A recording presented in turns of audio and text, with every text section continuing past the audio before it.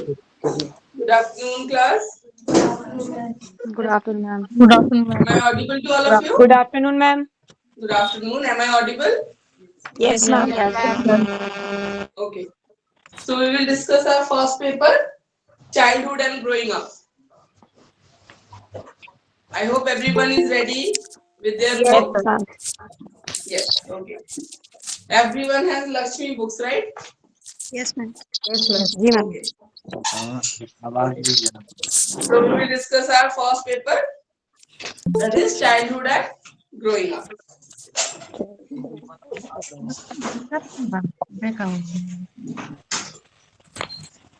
So your first topic will be growth and development. Hindi medium के students भी हैं class में? Yes, है ma'am. और कौन है Yes, online? ma'am. Yes, ma'am. है ना? ठीक है, आई Yes, will ma'am. Use both the yes languages. Ma'am. ठीक है, मैं हिंदी दोनों मीडियम भी लैंग्वेज में आपको अवेलेबल है। समझाऊंगी। फिर भी कोई दिक्कत आती हो तो आप पूछ सकते हैं। ठीक है? Okay, ma'am. So your topic मैं बोलती रहूंगी, लिखने में I will use English, otherwise I will explain in both the languages. Okay? Paper 1. Now we are discussing growth and development.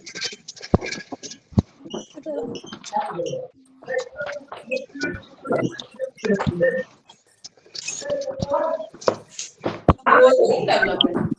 Generally हमें सुनने में ऐसा लगता है कि both are the same thing. से हिंदी में बोलते हैं इसको वृद्धि और विकास, या इंग्लिश में बोलते हैं ग्रोथ एंड डेवलपमेंट। तो हमें लगता है एक ही चीज होगी। ठीक है, पर आप जब बीएड पढ़ने मैम के लिए पहले फर्स्ट पेपर सब लोगों को ना ह्यूज डिफरेंस और vast difference between growth and development. ठीक है, दोनों में बहुत ज्यादा डिफरेंस है।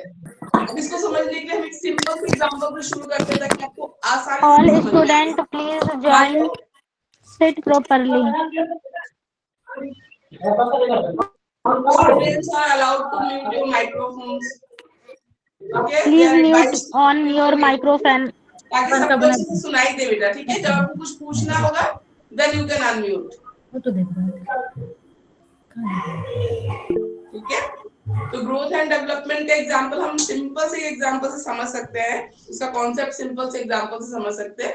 मान लो एक बिल्डिंग है, कहीं पे कंस्ट्रक्शन वर्क चल रहा है। ठीक है, तो वहां पे जो बिल्डिंग बन रही है, मान लो अभी ग्राउंड फ्लोर बना है, उसके बाद फर्स्ट फ्लोर बना, सेकंड फ्लोर बना, थर्ड फ्लोर बना। तो बाहर से आपको देख के क्या लगेगा, बिल्डिंग की क्या हो रही है, ग्रोथ हो रही है। ठीक है, और बड़ी जो ऑफिसेज होती है, ऐसी बिल्डिंग होती है 15 17 फ्लोर की भी होती है, 18 फ्लोर की भी होती है ना?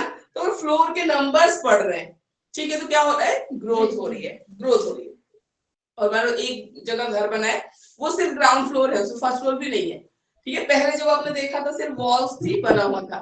फिर जब आप एक साल बाद गए तो उसके अंदर पूरा वॉलपेपर लगा हुआ है, पूरा डेकोरेटेड है, वहां पे सोफा है, बेड है, टीवी है, सारी जो फैसिलिटीज एमिनिटीज होनी चाहिए एक अच्छे से हाउस में, डिसेंट से हाउस में, वो सारी वहां पे अवेलेबल है। तो आप क्या बोलोगे, उस हाउस का ग्रोथ हुआ है, डेवलपमेंट हुआ है? डेवलपमेंट हुआ है। तो एक सिंपल से एग्जांपल आपको समझ में आया, वो डेवलपमेंट है। ठीक है, और मान लो ये जो हम बिल्डिंग का एग्जांपल दे रहे थे कि एक फ्लोर बना फिर दूसरा फ्लोर बना, बिल्डिंग जब तक बन रही है, उसकी हाइट बढ़ रही है, सब चीजें बढ़ रही है, तब तक ग्रोथ है। जब बिल्डिंग पूरी बनने के बाद सेकंड स्टेप तो डेवलपमेंट का ही होता है। उसके बाद वहां भी क्या होगा, अंदर सारे पेंट होंगे, सारे जो फर्नीचर रिक्वायर्ड होंगे, जो भी चीजें होंगी उनको लाया जाएगा। ठीक है, तो ग्रोथ हमेशा होती है मेजरेबल। आप मेजर कर सकते हो कि कितनी ग्रोथ हुई है। जैसे हम लोगों का एक फ्लोर का है घर, 2 फ्लोर का है, 10 फ्लोर का है, तो आप नंबर काउंट करके एक नंबर उसको आप प्रोवाइड कर सकते हो कि मेजरमेंट कितनी हुई है। ठीक है, ग्रोथ कितनी हुई है। अगर बच्चे की हाइट बढ़ रही है ना, तो अभी मान लो 6 मंथ पहले आपने हाइट मेजर किया था, 6 मंथ बाद आप हाइट मेजर कर रहे हो, हाइट बढ़ी है ना, उसको आप एक नंबर से बता सकते हो कि इतने सेंटीमीटर हाइट बच्चे की बढ़ी है। ठीक है ना, तो वो क्या है, ग्रोथ है। ग्रोथ हमेशा मेजरेबल होता है, आप उसको मेजर कर सकते हो। पर डेवलपमेंट हमेशा ऑब्जर्वेबल होता है, आप ऑब्जर्व कर सकते हो, आप नाप के नहीं बता सकते। ठीक है, एक एग्जैक्ट नंबर नहीं दे सकते। ठीक है, कि इतना परसेंट डेवलपमेंट हुआ है, ठीक है, इतने सेंटीमीटर डेवलपमेंट हुआ है, ऐसा नहीं होता है। ठीक है, वो ऑब्जर्वेबल होते हैं, आप ऑब्जर्व करके बता सकते हो। कई बार पहले है, टूटा हुआ रोड था, अगल बगल बिल्डिंग्स नहीं थी, ठीक है, या शॉप्स नहीं थी, मॉल्स नहीं थी, तो उस जगह को हम बोलेंगे अभी इसका डेवलपमेंट नहीं हुआ है। ठीक है, फिर जब सब कुछ हो जाता है, वहां पर रिक्वायर्ड चीजें जो है वो पहुंच गई, तो हम क्या बोलेंगे, इस जगह का डेवलपमेंट हुआ है, पहले से ये डेवलप हुआ है। ठीक है, तो आ रही है समझ में बात? तो ये सिंपल सा डिफरेंस है। अब आपको यहाँ पे ग्रोथ एंड डेवलपमेंट में पढ़ना होता है इसके प्रिंसिपल्स क्या है, किन बेसिक सिद्धांत पे, ठीक है, हिंदी में सिद्धांत बोलेंगे, वृद्धि और विकास के सिद्धांत, ये पूछते ही है, बहुत इंपॉर्टेंट क्वेश्चन है। ग्रोथ एंड डेवलपमेंट से एक क्वेश्चन फिक्स है जो हर साल ही आ रहा है और आता रहता है, क्योंकि बहुत इंपॉर्टेंट टॉपिक है आपका, ठीक है। तो प्रिंसिपल्स हम पढ़ते हैं इसके, और फिर डिफरेंस पढ़ते हैं, डिफरेंस क्या होता है, तो ये दोनों ही चीजें बहुत जरूरी है। तो हम यहाँ पे देखते हैं, देखिए पहले डिफरेंस देखते हैं, फिर हम इसके प्रिंसिपल्स डिस्कस करेंगे। डिफरेंस में क्या है, दोनों की मीनिंग में ही डिफरेंस है। जब हम ग्रोथ की बात करते हैं ना, सिर्फ फिजिकल चेंज की बात करते हैं जो हम मेजर करके बता सके, ठीक है। पर जब हम डेवलपमेंट की बात करते हैं ना, डेवलपमेंट हमारा मेंटल डेवलपमेंट भी होता है, ठीक है, हमारी बुद्धि का विकास भी होता है, हमारा मोरल डेवलपमेंट, नैतिकता जो है हमारे अंदर, ठीक है, उसका विकास भी होता है। हम सोशल डेवलपमेंट की भी बात कर रहे होते हैं, ये सामाजिक विकास कैसा है, कौन सा इंसान या बच्चा क्लास में कितना घुल मिल के रह पा रहे हैं, ठीक है ना। कुछ होते हैं इंट्रोवर्ट होते हैं जो कम बात करेंगे, क्लास में ऐसे बच्चे होते हैं, और कुछ होते हैं जो सबसे बात करते हैं, फ्रेंडली रहते हैं।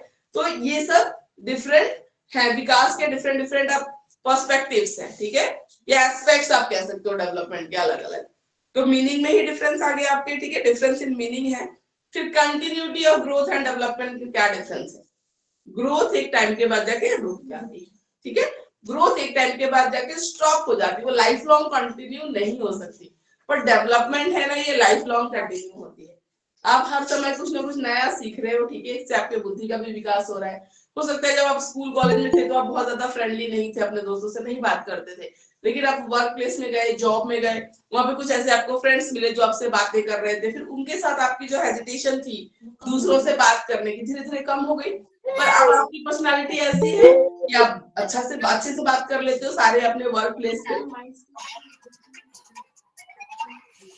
इंटेलेक्चुअल का जो डेवलपमेंट है वो डेवलपमेंट में आता है, मेंटल डेवलपमेंट हम उसको बोलते हैं, ठीक है, बुद्धि का जो विकास होगा वो मेंटल डेवलपमेंट के अंदर आता है, ठीक है। इससे पहले मुझे कोई एक चीज नहीं पता थी, पर जैसे अगर हम नई नई चीजें स्टडी करते जाएंगे, लाइफ में सीखने को बहुत कुछ है ना, जैसे जैसे आप सीखते जाओगे, नई नई चीजें सीखोगे, तो क्या होगा, आपकी बुद्धि का बौद्धिक विकास बोलते हैं हिंदी में, इंग्लिश में बोलेंगे मेंटल डेवलपमेंट हो रहा है।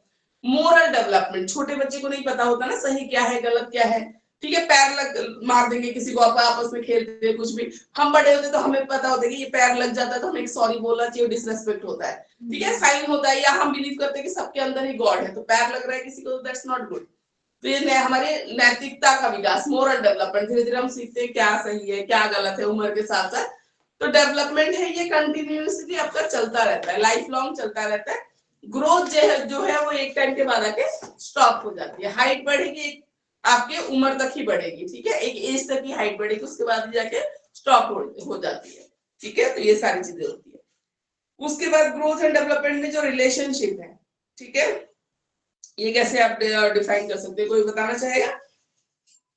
ग्रोथ एंड डेवलपमेंट अलग अलग तो हम बात करेंगे, डिफरेंस है, पर क्या कोई रिलेशनशिप भी है, कोई फर्क पड़ता है ग्रोथ से डेवलपमेंट का, कोई इफेक्ट, कोई रिलेशनशिप अच्छा बुरा कैसा भी।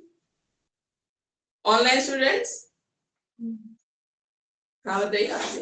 मैम अगर हमें डेवलपमेंट चाहिए तो पहले ग्रोथ से ही स्टार्ट होगी, बिना ग्रोथ का हम डेवलपमेंट नहीं कर सकते, क्योंकि बेसिक है, बिल्कुल बिना बिल्कुल इस चीज के हम नहीं कर सकते डेवलपमेंट, बिल्कुल। किसी भी चीज में। जैसे आप स्कूल के बच्चों को पढ़ाओगे तो बोला जाता है कि इतने एज के बच्चे के पर्टिकुलर इतनी सी हाइट होनी चाहिए, एक जो नॉर्मल हाइट होती है, नॉर्मल वेट डॉक्टर बताता है कि ठीक है, एक है कि इतना सा, अगर 10 साल का बच्चा है मान लो, उसका वेट 40-42 ठीक है होना चाहिए, हाइट है वो कम से कम 143-144 सेंटीमीटर एक होना चाहिए, थोड़ा बहुत ऊपर नीचे चलता है मान लो, लेकिन अगर बच्चा बहुत ही अंडर वेट है, या 10 साल का बच्चा बहुत ही ज्यादा ओवर वेट है, या हाइट बहुत ही कम है, सेकंड थर्ड का बच्चा दिख रहा है, तो फिर उसका कहीं ना कहीं डेवलपमेंट पे भी जरूर अफेक्ट होगा, ठीक है। मान लो मेंटल डेवलपमेंट अगर उसका सही है, सब अगर उसको क्लास में चिढ़ाते हैं तो उसका हो सकता है सोशल डेवलपमेंट हार्म हो, वो लोग बच्चों से बात करना प्रेफर ना करे, हो सकता है ना, बिल्कुल हो सकता है। उसका मोरल डेवलपमेंट प्रेफर हो सकता है कि उसको इफेक्ट हो, कि उसको लगेगा कि अरे मुझे चिढ़ा रहा है तो मैंने क्यों उसको मार दूं, क्योंकि ये भी तो मेरे साथ गलत ही कर रहा है तो मैं भी कर सकता हूँ। तो मोरल डेवलपमेंट जो हम सिखाते हैं सही और गलत में फर्क हो सकता है, उसका जो डेवलपमेंट अच्छा होना चाहिए था, एक हो सकता है उसमें उसको दिक्कत आ जाए, ठीक है। तो ग्रोथ एंड डेवलपमेंट में डिफरेंस जरूर है, पर कहीं ना कहीं ये लिंक भी होते हैं आपस में, ठीक है, ग्रोथ और डेवलपमेंट में आपस में लिंक भी है, डेवलपमेंट के लिए ग्रोथ भी होना जरूरी है, ठीक है। उसके बाद आते हैं ब्रॉडर ऑफ नैरो टर्म्स।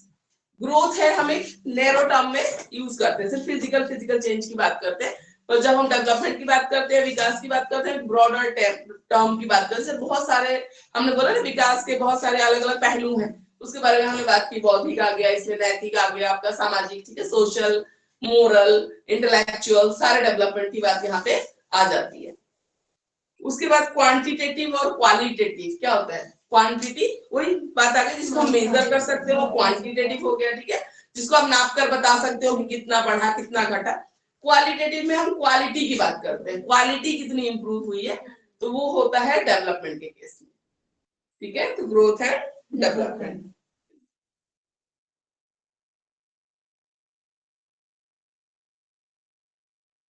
तो ये मेन डिफरेंसेस हैं जो ग्रोथ एंड डेवलपमेंट में आपको लिखने होते हैं, ठीक है। ये मेन चीजें हैं, मेन है।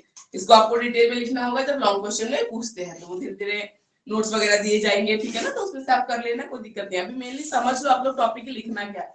कितना भी रट के जाओ, थोड़ा समझा हुआ रहता है ना, आप अपना भी एग्जाम्पल वगैरह डाल के लिख सकते हो, है ना, सिर्फ रट के नहीं होता है। नए नए टर्म्स आते हैं तो क्लास जितने बच्चे अटेंड कर सकते हो बिल्कुल अटेंड करो, है ना, यहाँ पे आके पढ़ो सामने, वो ज्यादा अच्छा रहता है, ठीक है। ऑनलाइन तो पढ़ रहे हैं बच्चे, तो कभी नेटवर्क चला जाता है, कभी कुछ इशू आ सकता है, तो जो नियर बाई के बच्चे हो तो आके क्लास अटेंड करो, वो ज्यादा बेटर रहेगा। अब आते हैं हम प्रिंसिपल्स, ठीक है। सिद्धांत क्या है? वृद्धि और विकास के सिद्धांत या हम बोलेंगे principles of growth and development, ठीक है। तो प्रिंसिपल ऑफ कंटिन्यूटी, ठीक है। प्रिंसिपल ऑफ कंटिन्यूटी में वही बात करेंगे फिर से हम की जो ग्रोथ है एक टाइम पे आके स्टॉप हो जाती है, पर जो डेवलपमेंट है वो लाइफ लॉन्ग चलता रहता है, कंटिन्यूअस है वो। सेकंड में आपका प्रिंसिपल्स ऑफ यूनिफॉर्म पैटर्न, ठीक है। Principles of uniform pattern, growth और डेवलपमेंट का हमेशा एक पैटर्न होता है, ठीक है। जैसे हम बोलते हैं पैटर्न कैसा होता है कि सबसे पहले बच्चे के मिल्क टीथ आते हैं, फिर परमानेंट टीथ आते हैं, तो ये पैटर्न है और ये पैटर्न कभी चेंज नहीं होता, ठीक है। कभी नहीं ऐसा नहीं होता कि पहले परमानेंट टीथ आ जाए टूटेंगे, फिर मिल्क टीथ आएंगे फिर टूटेंगे, फिर कुछ सडन चेंज आ जाएगा कि एक बच्चे में कुछ और चल रहा है दूसरे में कुछ और चल रहा है, ऐसा कुछ नहीं होता। तो ग्रोथ एंड डेवलपमेंट का एक पर्टिकुलर पैटर्न होता है।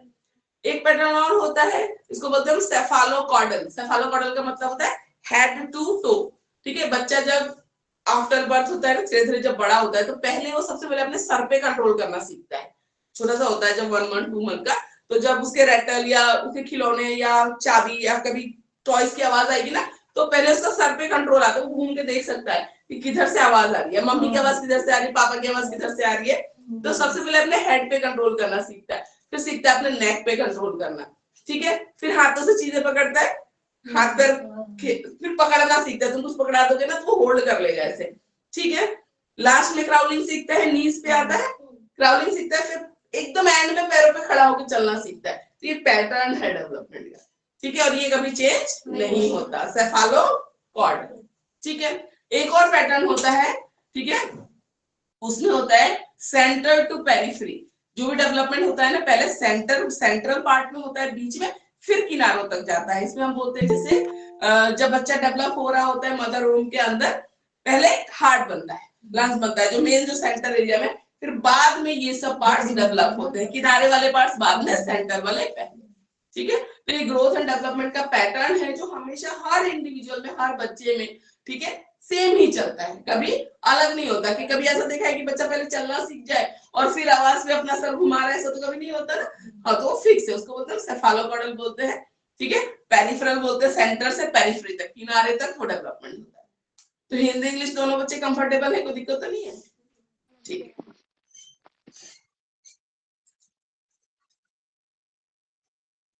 प्रिंसिपल ऑफ इंडिविजुअल डिफरेंस, ठीक है। अब आते हैं प्रिंसिपल ऑफ इंडिविजुअल डिफरेंस में हर एक बच्चे का, ठीक है, जो ग्रोथ एंड डेवलपमेंट है बिल्कुल एग्जैक्टली सिमिलर नहीं चलता।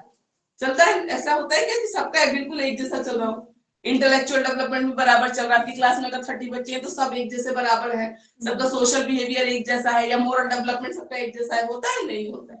कुछ बच्चे होते हैं वो बहुत ही झगड़ालू होंगे, वो लड़ाई करेंगे, पीटेंगे एक दूसरे को, ठीक है, तो ऐसा चलता है।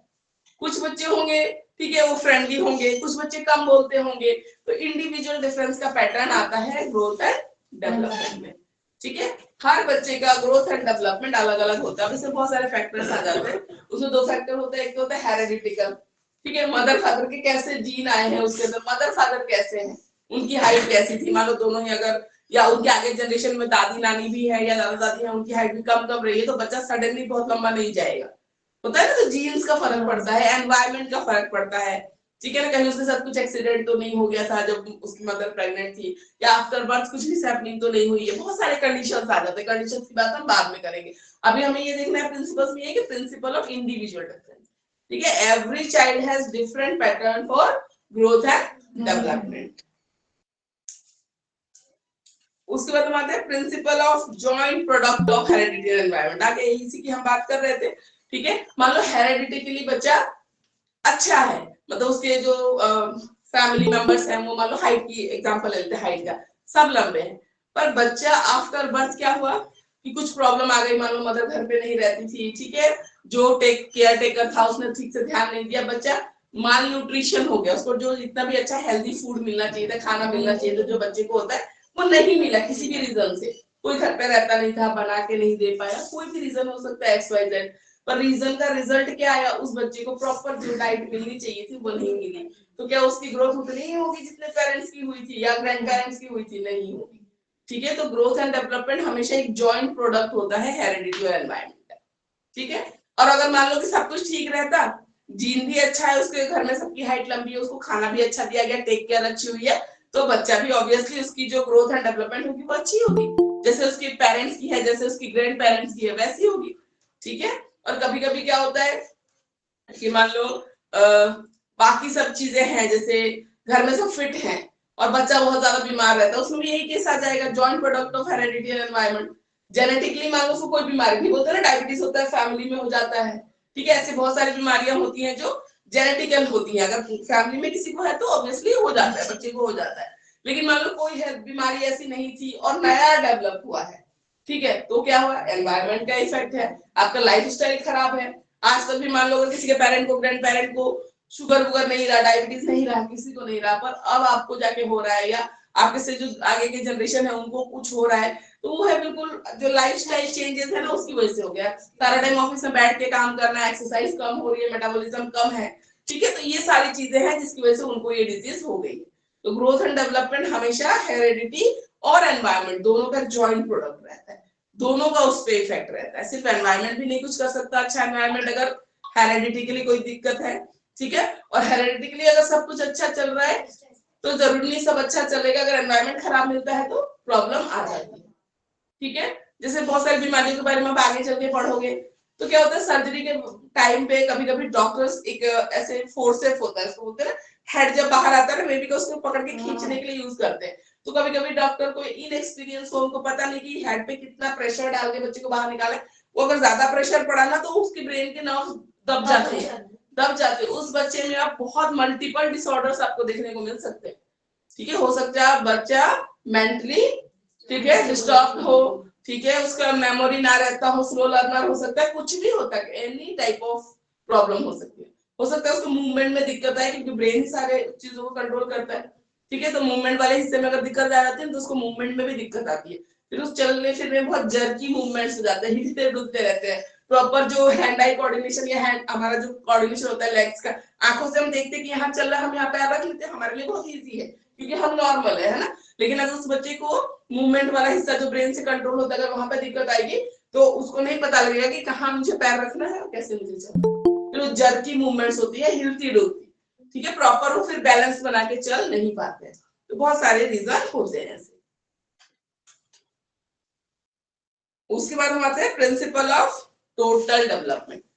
प्रिंसिपल ऑफ टोटल डेवलपमेंट में क्या है कि डेवलपमेंट का एक एस्पेक्ट अगर ठीक नहीं है ना तो वो दूसरे को भी इफेक्ट कर देता है।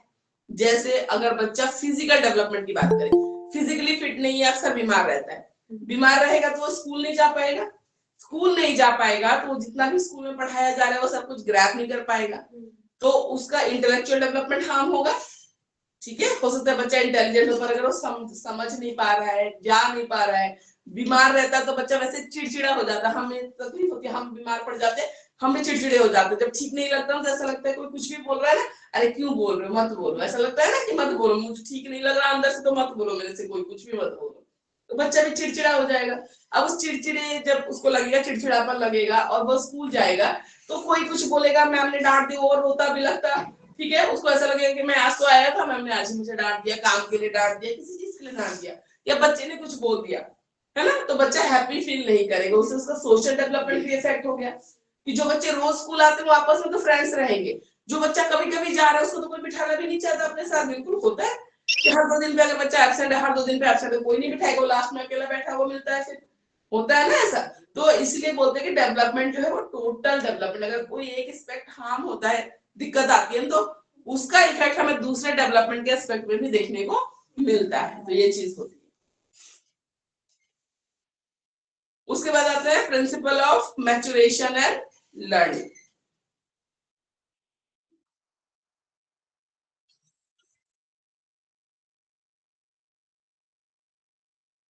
मैच्योरेशन एंड लर्निंग का मतलब होता है, ठीक है, हमें कोई भी काम को परफॉर्म करने के लिए उसमें मैच्योरिटी चाहिए होती है, मतलब समझ होनी चाहिए, ठीक है, जो कि फिर अगेन हर बच्चे का अलग अलग होता है। लर्निंग मान लो कुछ आपको उसको करना सिखा रहे हो, छोटे बच्चे को ही ले लो, कोई लेटर का, ठीक है, आप टर्न सिखा रहे हो कैसे जाता है, हर बच्चे को आप बराबर ही सिखा रहे हो, ठीक है, लेकिन जो हर बच्चे की जो मैच्योरिटी आएगी उस काम को करने के लिए वो एक साथ नहीं आएगी। कोई बच्चा, हाँ, ग्रैबिंग पावर कह सकते हो आप, जो कोई बच्चा होगा बहुत जल्दी सीख लेगा, जल्दी कर लेगा, कोई बच्चा होगा वो टाइम लगाता है, ठीक है, तो मैच्योरेशन एंड लर्निंग हम इस चीज को कह रहे हैं। अगेन वही डेवलपमेंट वाला फर्क है, ठीक है, किसका पहले हो रहा है, किसका बाद में हो रहा है, इंडिविजुअल डिफरेंस है, इसलिए मैच्योरिटी और लर्निंग में भी फर्क आ रहा है, डिफरेंस आपको देखने को मिल रहा है। Principle of development of direction, मैंने अभी आपको बात की, सेफालोकॉर्डल मतलब वही है, ठीक है, क्या है, हेड टू टॉप, और जो सेंटर टू पेरिफेरी है उसको हम बोलते हैं प्रॉक्सिमो डिस्टल। 2 वर्ड्स हैं, देखिए इंग्लिश मीडियम वाले बच्चे, और आपके हिंदी में भी कुछ होगा टर्म उसका, एक मिनट दिखाइए हिंदी वाले को, आपको क्या देगा? चलो अभी देखते हैं, ठीक है,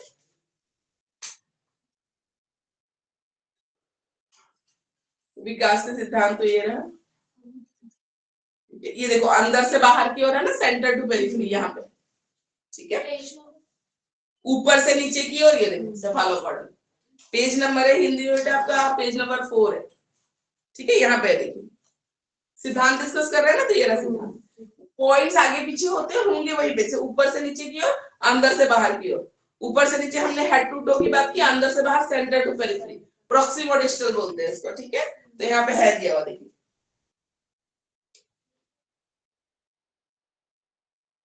विकास श्रृंखलाबद्ध होता है, एक कंटिन्यू, मतलब उसका एक सीक्वेंस होता है ग्रोथ का, वो सब है यहाँ पे।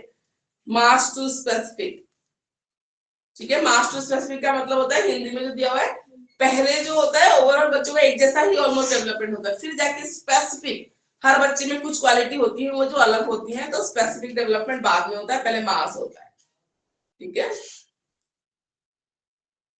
जैसे अंगूठा चूसना, थम सकिंग हर बच्चा करता है, फिर धीरे धीरे वो मम्मा उसको फीड कराती है तब उसको कैसे करना है, या स्पून से धीरे धीरे जब खाना सीखता है तो कैसे खाना है, तो स्पेसिफिक बाद में सीखता है, पर नॉर्मल जो चीजें हर बच्चा करता है बहुत जल्दी सीख लेते हैं, तो उसको बोलते हैं मास टू स्पेसिफिक। आसान से कठिन की ओर, पहले आसान चीजें सीखते हैं, फिर वो मुश्किल चीजें सीखते हैं। विकास में विभिन्नता होती है, वही जो मैंने आपको इंडिविजुअल डिफरेंस बोला वही चीज है, ठीक है, तो कहीं ऐसा लगे ना तो आप पूछ रहे हैं, विकास संचयी होता है, ये जो हमने बोला डेवलपमेंट ओवरऑल होता है, एक अगर हार्म होगा तो दूसरा भी, तो यही है, वंशानुक्रम और वातावरण वही, हेरिडिटी और एनवायरनमेंट, ठीक है, चीजें वही चल रही है, पॉइंट्स बस थोड़ा आगे पीछे है, उसका देख लीजिए, पॉइंट्स वही बताए। अब मिल गया ना आपको, वहां पे देखिए प्रिंसिपल डिस्कस हो रहा है, तो सेफालोकॉर्डल प्रॉक्सिमल डिस्टल अभी मैंने समझाया आपको, ठीक है, तो इसमें कोई दिक्कत नहीं है, आगे चलते हैं।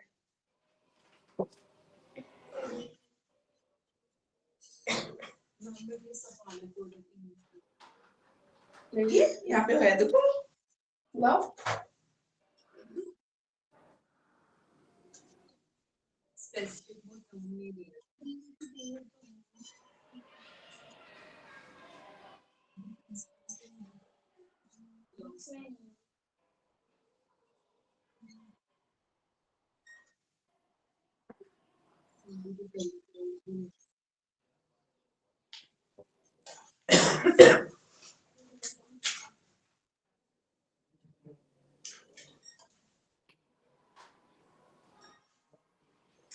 इंटीग्रेशन है,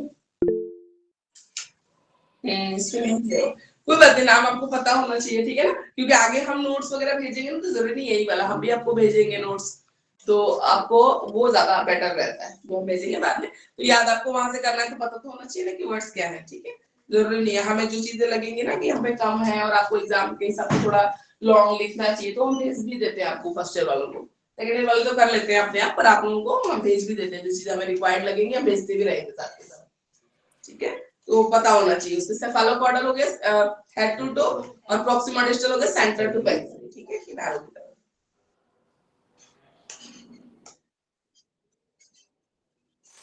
उसके प्रिंसिपल ऑफ वेरिएशन ये है, देखिए उसमें है ना, अलग पॉइंट अलग है पर वही है।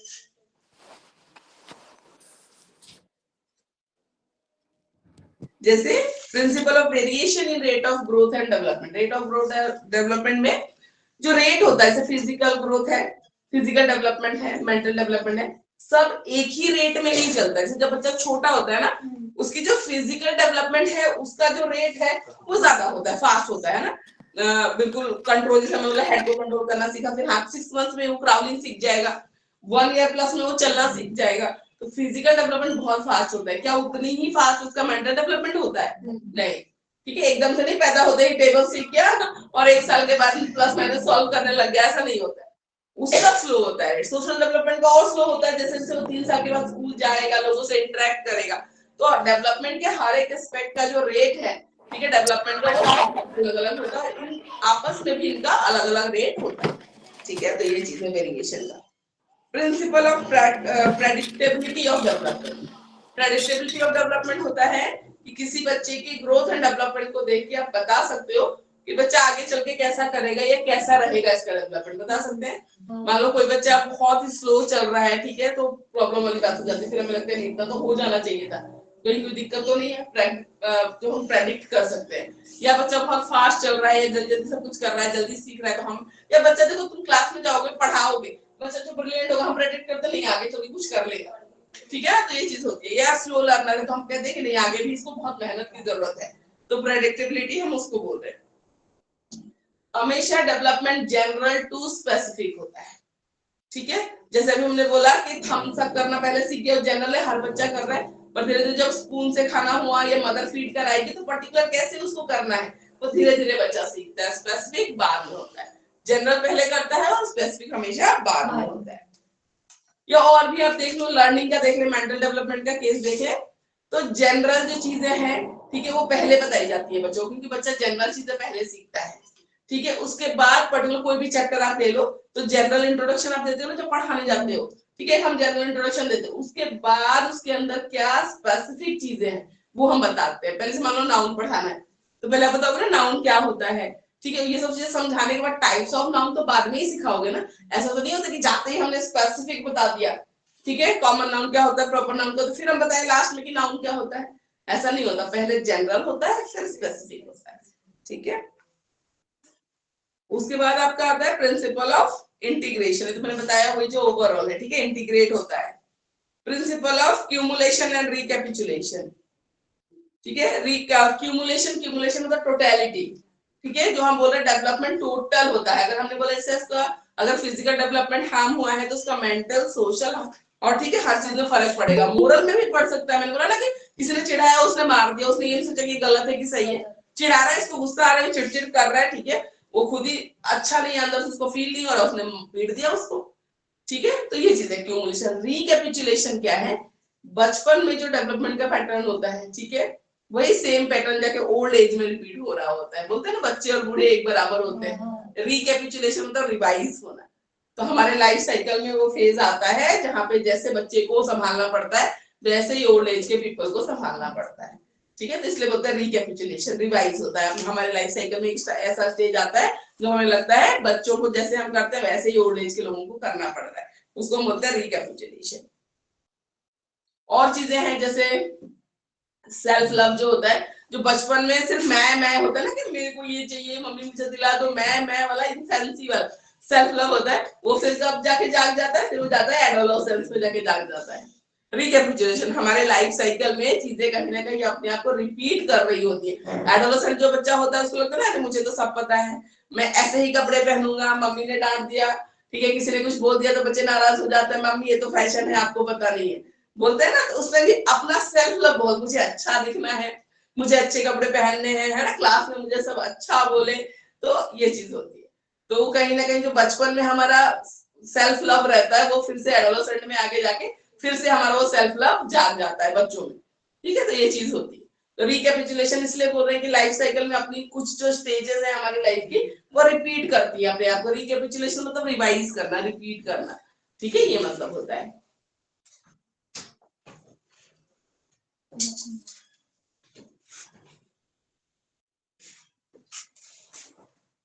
फिर एक प्रिंसिपल और है जिसमें हम कहते हैं principle to think from concrete to abstract. इसको हिंदी में मूर्त और अमूर्त बोलते हैं, ठीक है, कॉन्क्रीट टू एब्स्ट्रैक्ट। तो इसमें क्या होता है, जब एकदम प्री स्कूल में बच्चा जाता है या प्ले स्कूल में जाता है, कॉन्क्रीट मतलब होता है जो भी पढ़ाया जाता है ना वो चीज उसके सामने लाइव उसको दिखाई जाती है, टच कराया जाता है, कैसा शेप है, देखो कैसा होता है, कलर कैसा होता है, सब कुछ कॉन्क्रीट जो बता रहे हो वो दिखा भी तुम रहे हो, बिल्कुल, ठीक है। तो सबसे पहले जो पढ़ाया जाता है छोटे बच्चों को कॉन्क्रीट नॉलेज दी जाती है, कॉन्क्रीट पढ़ाया जाता है। अगर एप्पल पढ़ाया है तो एप्पल की पिक भी दिखाएंगे, एप्पल की वीडियो भी दिखाएंगे, एप्पल लाइव लाके भी दिखाएंगे कि बेटा एप्पल ये होता है। ऑरेंज पढ़ा रहे हैं तो ऑरेंज दिखाएंगे, ठीक है। अगर कलर्स नहीं पढ़ाते हैं तो कलर्स, हाँ सब, तो जो चीज भी आप बच्चे को बता रहे हैं वो लाइव दिखाना भी है, लाइव दिखाना। अगर काउ है, मान लो बड़ा काउ पॉसिबल है, तो टॉय काउज है वो दिखा दो, काउ की शेप ऐसी होती है, ये कलर होता है, आपने वीडियो भी दिखा दी, आपने पिक्चर भी दिखा दी, जो भी पढ़ा रहे वो दिखाना है, क्योंकि इस टाइम बच्चा सेंसेस से परसीव ज्यादा करता है। इस टाइम उसका इंटेलेक्चुअल डेवलपमेंट इतना नहीं कि आपने बता दिया कि 4 लेग्स होता है, एक टेल। अगर आप बता भी दोगे ना तो फिर उसके लिए वो कैट भी काउ ही होगी, काउ तो काउ है ही, बफेलो को भी वो काउ ही बोलेगा। क्यों, क्राइटेरिया क्या है, 4 लेग्स और एक टेल होना चाहिए। तो इसीलिए छोटे बच्चों को जो भी पढ़ाया जाता है वो कॉन्क्रीट लर्निंग होती है। अगर आप प्लांट के बारे में पढ़ा रहे हो ना कि प्लांट होता है, तो आप ले आओ गार्डन से छोटा सा प्लांट को दिखाना पड़ेगा कि ये लीफ होती है, ऐसी इसकी स्टेम होती है, रूट होती है, ठीक है। तो जो भी चीज तुम पढ़ा रहे हो तुमको लाइव दिखा के, टच करके, ठीक है। सॉफ्ट हार्ड पढ़ा रहे हो या हॉट या कोल्ड, आपको टेम्परेचर के बारे में बता रहे हो, स्किन के बारे में बता रहे हो, सेंसेस, तो सब कुछ करके दिखाना है। हार्ड सॉफ्ट भी बता रहे हो तो एक स्टोन दे दो, एक स्पंज दे दो, बच्चा खुद प्रेस करके देखा कि सॉफ्ट कैसा होता है और हार्ड कैसा होता है। पर मान लो तुम धीरे धीरे बड़ी क्लास में जाओगे, ठीक है, तो बड़ी क्लास में मान लो सोशल स्टडीज में कुछ पढ़ा रहे हैं, अंटार्कटिका के बारे में, आइस बॉक्स के बारे में, तो क्या वो ले जाके तुम्हें दिखाएंगे? नहीं दिखाएंगे। क्यों? क्योंकि तब तुम्हारा इतना इंटेलेक्चुअल डेवलपमेंट हो जाता है कि आप इमेजिन कर सकते हो, विजुअलाइज कर सकते हो, ठीक है। छोटा बच्चा विजुअलाइज नहीं कर सकता पर आप विजुअलाइज कर सकते हो, उसको बोलते हैं एब्स्ट्रैक्ट लर्निंग। और ये चीजें ना सेकंड ईयर में भी कुछ टर्म्स जो मैं बोल रही हूँ आता ही रहता है, जब तक आप बीएड खत्म नहीं हो जाएगा ये आता रहेगा। और आगे टीचिंग में भी जाओगे, आजकल सीबीएसई की ट्रेनिंग्स है, आप टीचर डायरी बनाओगे, फाइलें बनाओगे, उसमें भी ये टर्म्स लगते रहते हैं। तो बिल्कुल एकदम समझ लो, अंदर बिल्कुल डाल लो कि हाँ ये टर्म्स है, ये इनका मतलब ये होता है। ये टर्म रिपीट ही होते रहेंगे आपके सेकंड ईयर में भी, अभी भी जितने पेपरों में पढ़ोगे मोस्टली में ये वर्ड्स आते रहते हैं, ठीक है।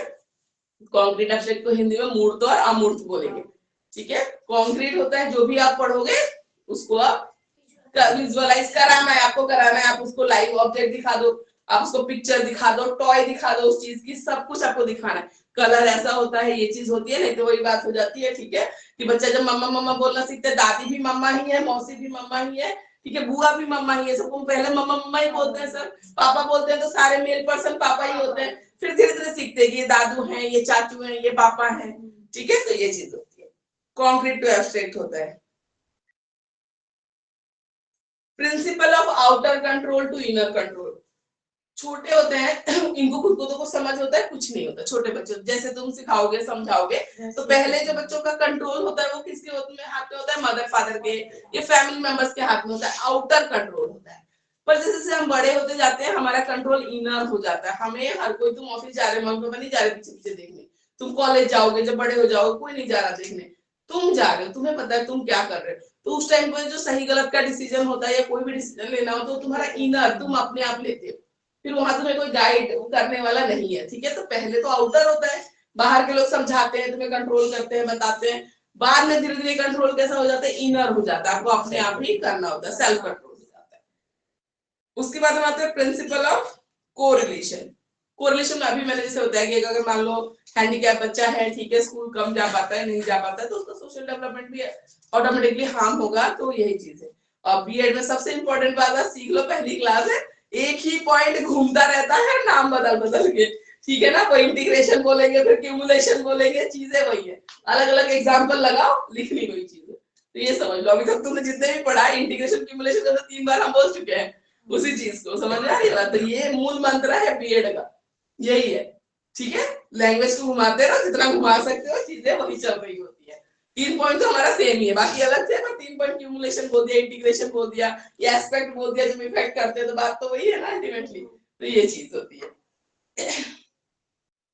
फिर हम आते हैं rate of growth and development in male and female, ठीक है। मेल और फैन चलाएंगे थोड़ा कम करके, गर्मी सी लग रही है ना, वहां पे ऑन करके थोड़ा सा कम कर, बंद हो जाता है ना, सफोकेशन कम हो जाता है, कम पे ही है, नहीं ज्यादा है और बस ठीक है, हल्का सा है ना,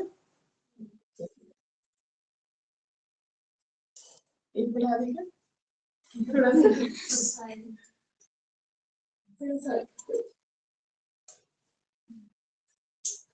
बस ठीक है। अब आप बताइए, मेल और फीमेल में या बच्चों में, छोटे होते हैं जब बॉयज एंड गर्ल्स होते हैं, क्या ग्रोथ एंड डेवलपमेंट में रेट का फर्क रहता है? मतलब किसी का ज्यादा होता है, किसी का कम होता है?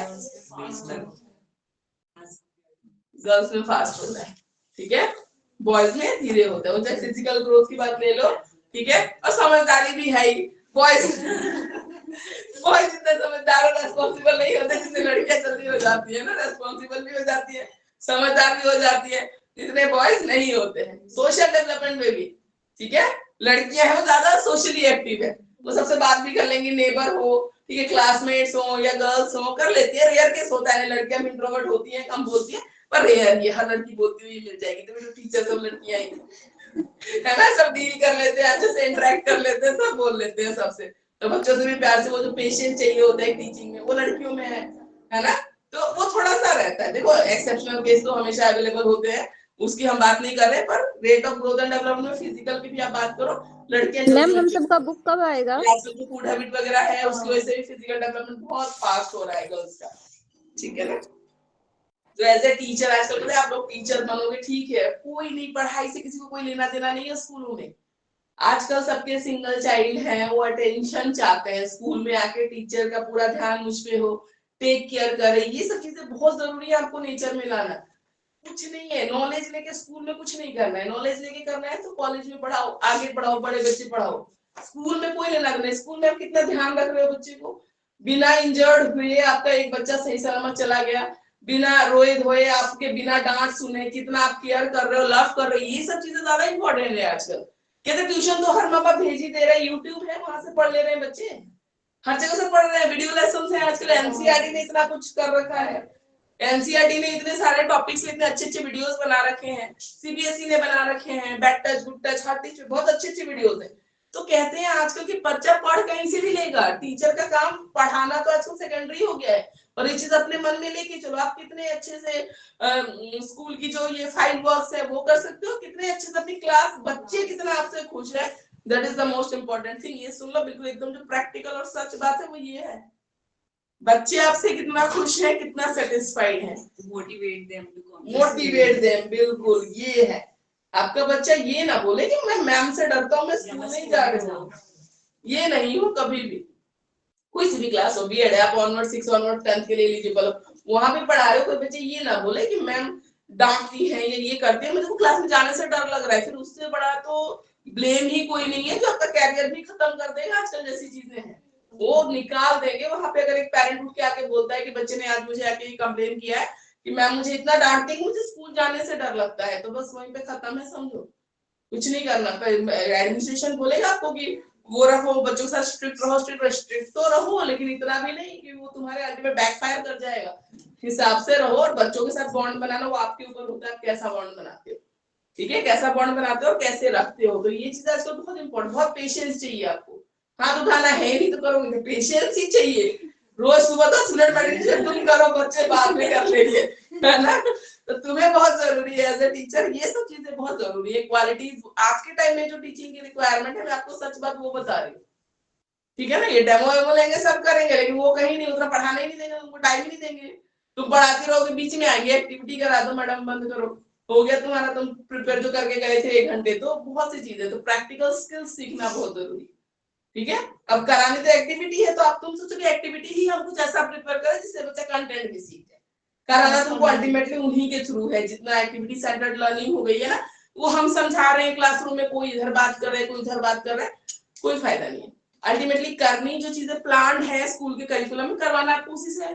तो आप ये सोचो कि मैं ऐसा ही कुछ एक्टिविटी प्लान करूं, जो मैं कंसेप्ट समझाना चाहती हूँ वैसे ही बच्चा समझ ले। पुराना वाला सारा मेथड चेंज हो गया है। जो कभी लगता है कि हमने कभी पढ़ा था, या आप लोग जब भी पढ़ा था, थोड़े साल पहले ही पढ़ाया आपने, तो खैर अभी ठीक है ना, ग्रेजुएशन ही प्लस है, आई थिंक सारे, तो आप लोगों को बहुत टाइम नहीं हुआ, फिर भी पैटर्न चेंज होता जा रहा है डे बाई डे, है ना। तो मेन चीज वो है, आपको अब बच्चों को कितना बॉन्ड एस्टैब्लिश करते हो, बच्चों के साथ कितना मोटिवेट करते हो, ठीक है। और डिस्करेज नहीं करना, और करना भी नहीं चाहिए बच्चों को, ठीक है। किसी को नहीं भी आ रहे हैं तो बिल्कुल, ये सुसाइड केसेस और ये सब दुनिया जहान है, तो कोई फायदा नहीं। उस टीचर को भी क्या फायदा, वो अपनी इतना होमवर्क, अरे ना करे होमवर्क, लाइफ से ज्यादा जरूरत तुम्हारा होमवर्क है क्या, बोलो एक लिमिट में, डायरी लिख दो, पेरेंट्स देख लेंगे। अरे इतना तुमको पर्सनली क्यों लेनी किसी चीज को, मार पीट के बराबर कर दो, या इतना ज्यादा ही तुम बोल दो कि खुद ही जेल पहुंच जाओ होमवर्क के पीछे। और क्या था, वो कॉर्पोरल पनिशमेंट बैन है, कंप्लेन आती है तो जेल भी जाओगे, बहुत ज्यादा हो जाएगा तो, ठीक है। कोई फायदा नहीं, इतना नहीं करना है, क्यों करना है, क्या करना है तुमको।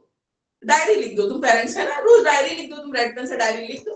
पेरेंट्स अगर सिंसियर है, अवेयर है, वो देखेंगे ना कि बच्चे काम नहीं कर रहा है, तुम बोल दो, कोई जरूरत नहीं है क्या, तुम्हें कितने कितने बच्चों को देख लोगी। मैम आजकल के पेरेंट्स तो स्कूल और ट्यूशन पे डिपेंड रहते हैं, कहीं भी डिपेंड रहे, अपनी जॉब होगी ना, बस वो अपनी जॉब ही देखते हैं, बच्चों को क्या करते हैं, वो स्कूल और ट्यूशन पे डिपेंड रहते हैं। अगर थोड़े देखो जितना तुम कर सकती हो करो, लेकिन ऐसा थोड़ी कि रोज ही बच्चा पेंडिंग लाएगा तो रोज तुम्हें एक्स्ट्रा टाइम कहाँ है, तुम बैठ के कराओगे। तो डायरी लिखो, कम्युनिकेशन स्ट्रांग रखो, कल को पेरेंट्स ये उठ के ना बोले कि हाँ कि मैम आपने पढ़ाया था पर आपने तो नोट नहीं डाला था, हमें तो नहीं पता बच्चे का काम इनकम्प्लीट है। That's why we are messaging on social media as well on WhatsApp that your kid is हाँ नॉट डूइंग, बिल्कुल ठीक है। तो ये सब चीजें होती हैं, तो वो आप अपना वो क्या होता है, अपना सेफ साइड लेके चलो। टीचरों को ब्लेम करना बहुत आसान है, आई मैं ठीक है टीचर एजुकेटर, मुझे पता है टीचर्स की क्या हालत है, मेरे को तो बुरा ही लगता है कि मतलब कभी सोच के कि भाई ये बच्चे जो पढ़ रहे हैं आगे जाके जाएंगे कैसे माहौल में जा रहे हैं। टीचर्स को थोड़ी भी फ्रीडम नहीं है कि आप अपने हिसाब से कुछ वो कर सको, एवरीथिंग इज प्लान्ड, ठीक है। वो बोलेंगे जैसे वैसे आपको करना है, तो उसमें भी आपको थोड़ा सा अपना देखना पड़ेगा। पर अल्टीमेटली रहना आपको उसी क्लास में उन्हीं बच्चों के साथ है, तो वहां कैसे आप रेपो स्टैब्लिश करते हो ये आपके ऊपर डिपेंड करता है। नहीं तो आजकल मैनेज करना इतना आसान रह नहीं गया है, बहुत मुश्किल है, ठीक है ना। तो आपको देखना है, इतना जरूरत नहीं है, नहीं कर रहा है नहीं कर रहा है, आप बोल दो, प्यार से बोल दो, थोड़ा सा डांट के बोल दो, उससे ज्यादा बहुत एक्सट्रीम लेवल पे नहीं लेके जाना चीजों को। बच्चे आजकल बहुत सेंसिटिव है, सबके सिंगल बच्चे हैं, तो इतना नहीं पड़ना किसी के पीछे। कुछ अगर हो गया अनवांटेड, कुछ हो गया, फिर तो सोचो कितनी मुश्किल है, बहुत ज्यादा मुश्किल है। लाइफ लॉन्ग आपको पूरी कैरियर खत्म तो खत्म, लाइफ खत्म, ठीक है ना। तो इतना नहीं पढ़ना किसी चीज के। पेरेंट्स को कम्युनिकेट कर दो, अपने एंड से कोशिश कर लो, फिर उसमें भी उसको बोलो, समझा दो, ज्यादा नहीं पढ़ना किसी के पीछे, कोई फायदा नहीं, आउटपुट कुछ नहीं, अपनी लाइफ खराब करोगे, उससे आगे कुछ नहीं, ठीक है। आप एफर्ट डालो, मैं ये थोड़ी कह रही हूँ कि आप सैलरी ले रहे हो तो बिल्कुल अपनी जॉब के लिए बिल्कुल आप डेडिकेटेड रहो, ठीक है, पॉजिटिव रहो, करो काम, लेकिन इतना भी नहीं करना कि अपने आप को खत्म करके क्या फायदा। उनको स्कूल वाले तो निकल जाएंगे, टीचर पे ब्लेम आएगा, टीचर जेल जाएगी, सीधी सी बात है, ठीक है ना। और ये फैक्ट है, ये फैक्ट है, इसको सोचो, इतना नहीं जाना किसी के।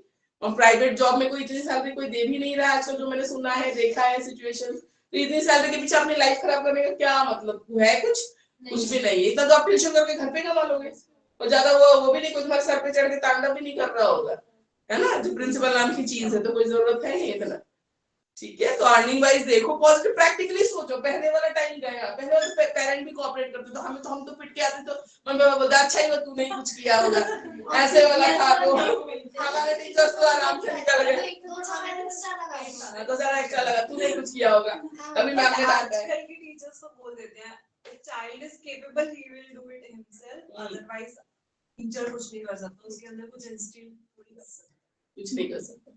टीचर मोटिवेट कर सकता है कि वो सीखे, या ये प्यार से करो। कुछ बच्चे जिद्दी होते हैं ना, उसको जितना डांटो उतना ही एग्रेसिव होते जाते हैं। वैसे बच्चों के लिए एक ही सोल्यूशन है, जिद्दी हो जाते हैं, जिद्दी हो जाते हैं। तो जितना प्यार से आप कर सकते हो वही आप कर सकते हो। और ये प्रैक्टिकल चीजें बीएड के कोर्स में आपको नहीं सिखाया जाएगा, लेकिन आप पढ़ने आए हो तो यही जरूरी है, ये सब धरा रह जाएगा।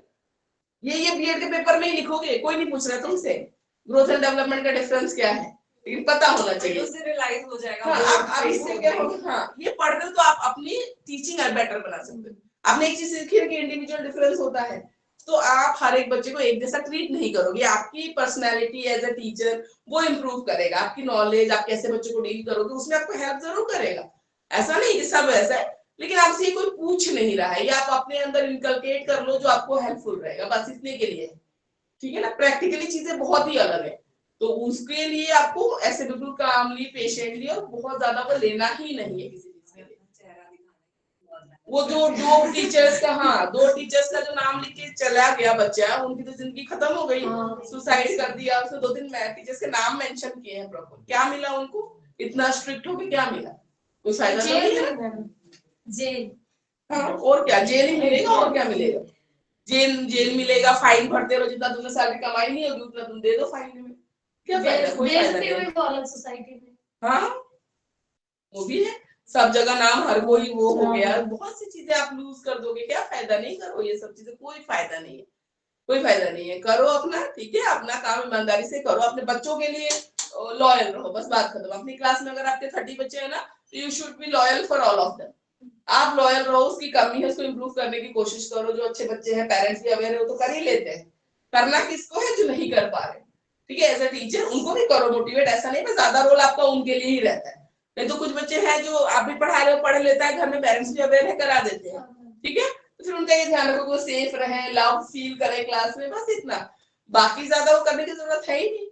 जो नहीं कर पा रहे उनको मोटिवेट करो, मेन मुद्दा यहीं पे आके अटकता है। इतना पीछे नहीं पड़ना, किसी का कोई आउटपुट आपका आना नहीं है, कुछ नुकसान नहीं। स्कूल वाले बच्चे निकल जाएंगे, फंसता टीचर है बस। और सीबीएसई ने भी रूल्स ऐसे ही बना रखे, जो हाथ उठाएगा, सीसीटीवी कैमरा लगा हुआ है, फुटेज निकलेगा वहां से, बस तुम खत्म हो। दिखेगा ना तुम डांट रहे हो, मार रहे हो, पीट रहे हो, उसमें स्कूल वालों को क्या रोगे? वो तो तुम्हें जॉब से निकाल देंगे, वो तुम्हें निकाल देंगे, पुलिस वाले तुम्हें पकड़ के ले जाएंगे स्कूल के बाहर से, है ना? तो ये सब चीजें नहीं करनी, कोई फायदा नहीं है। ठीक है, तो अभी हमने क्या पढ़ा? Difference between growth and development, और हमने पढ़ा principles of growth and development. ठीक है, वृद्धि और विकास में अंतर क्या है, और वृद्धि और विकास का सिद्धांत क्या है, जो एग्जामिनेशन पॉइंट ऑफ व्यू से वेरी वेरी इंपॉर्टेंट। ठीक है, यहाँ से एक लॉन्ग क्वेश्चन फिक्स है जो हर साल आ रहा है और आता रहेगा। यूनिवर्सिटी चाहे कोई सी भी हो, एमडीयू हो, आईपी हो, ठीक है, डीयू हो, ग्रोथ एंड डेवलपमेंट का एक क्वेश्चन आता ही है बीएड के पेपर। ठीक है, आगे बढ़ते हैं। एजुकेशनल इम्प्लीकेशन, अभी ये जो मैंने बोला ग्रोथ एंड डेवलपमेंट के बारे में आपने पढ़ा, तो इसका फायदा क्या है? अभी जो एजुकेशनल इम्प्लीकेशन है ना, ये बहुत जरूरी चीज है। आगे ना आप ग्रोथ एंड डेवलपमेंट के कुछ थ्योरीज पढ़नी है, जो अलग अलग साइकोलॉजिस्ट ने, एजुकेशनिस्ट ने अलग अलग थ्योरी दी है।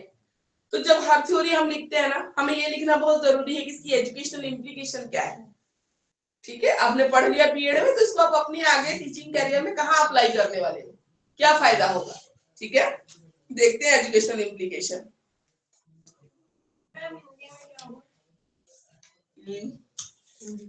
एजुकेशनल इम्प्लीकेशन आ दिखाना।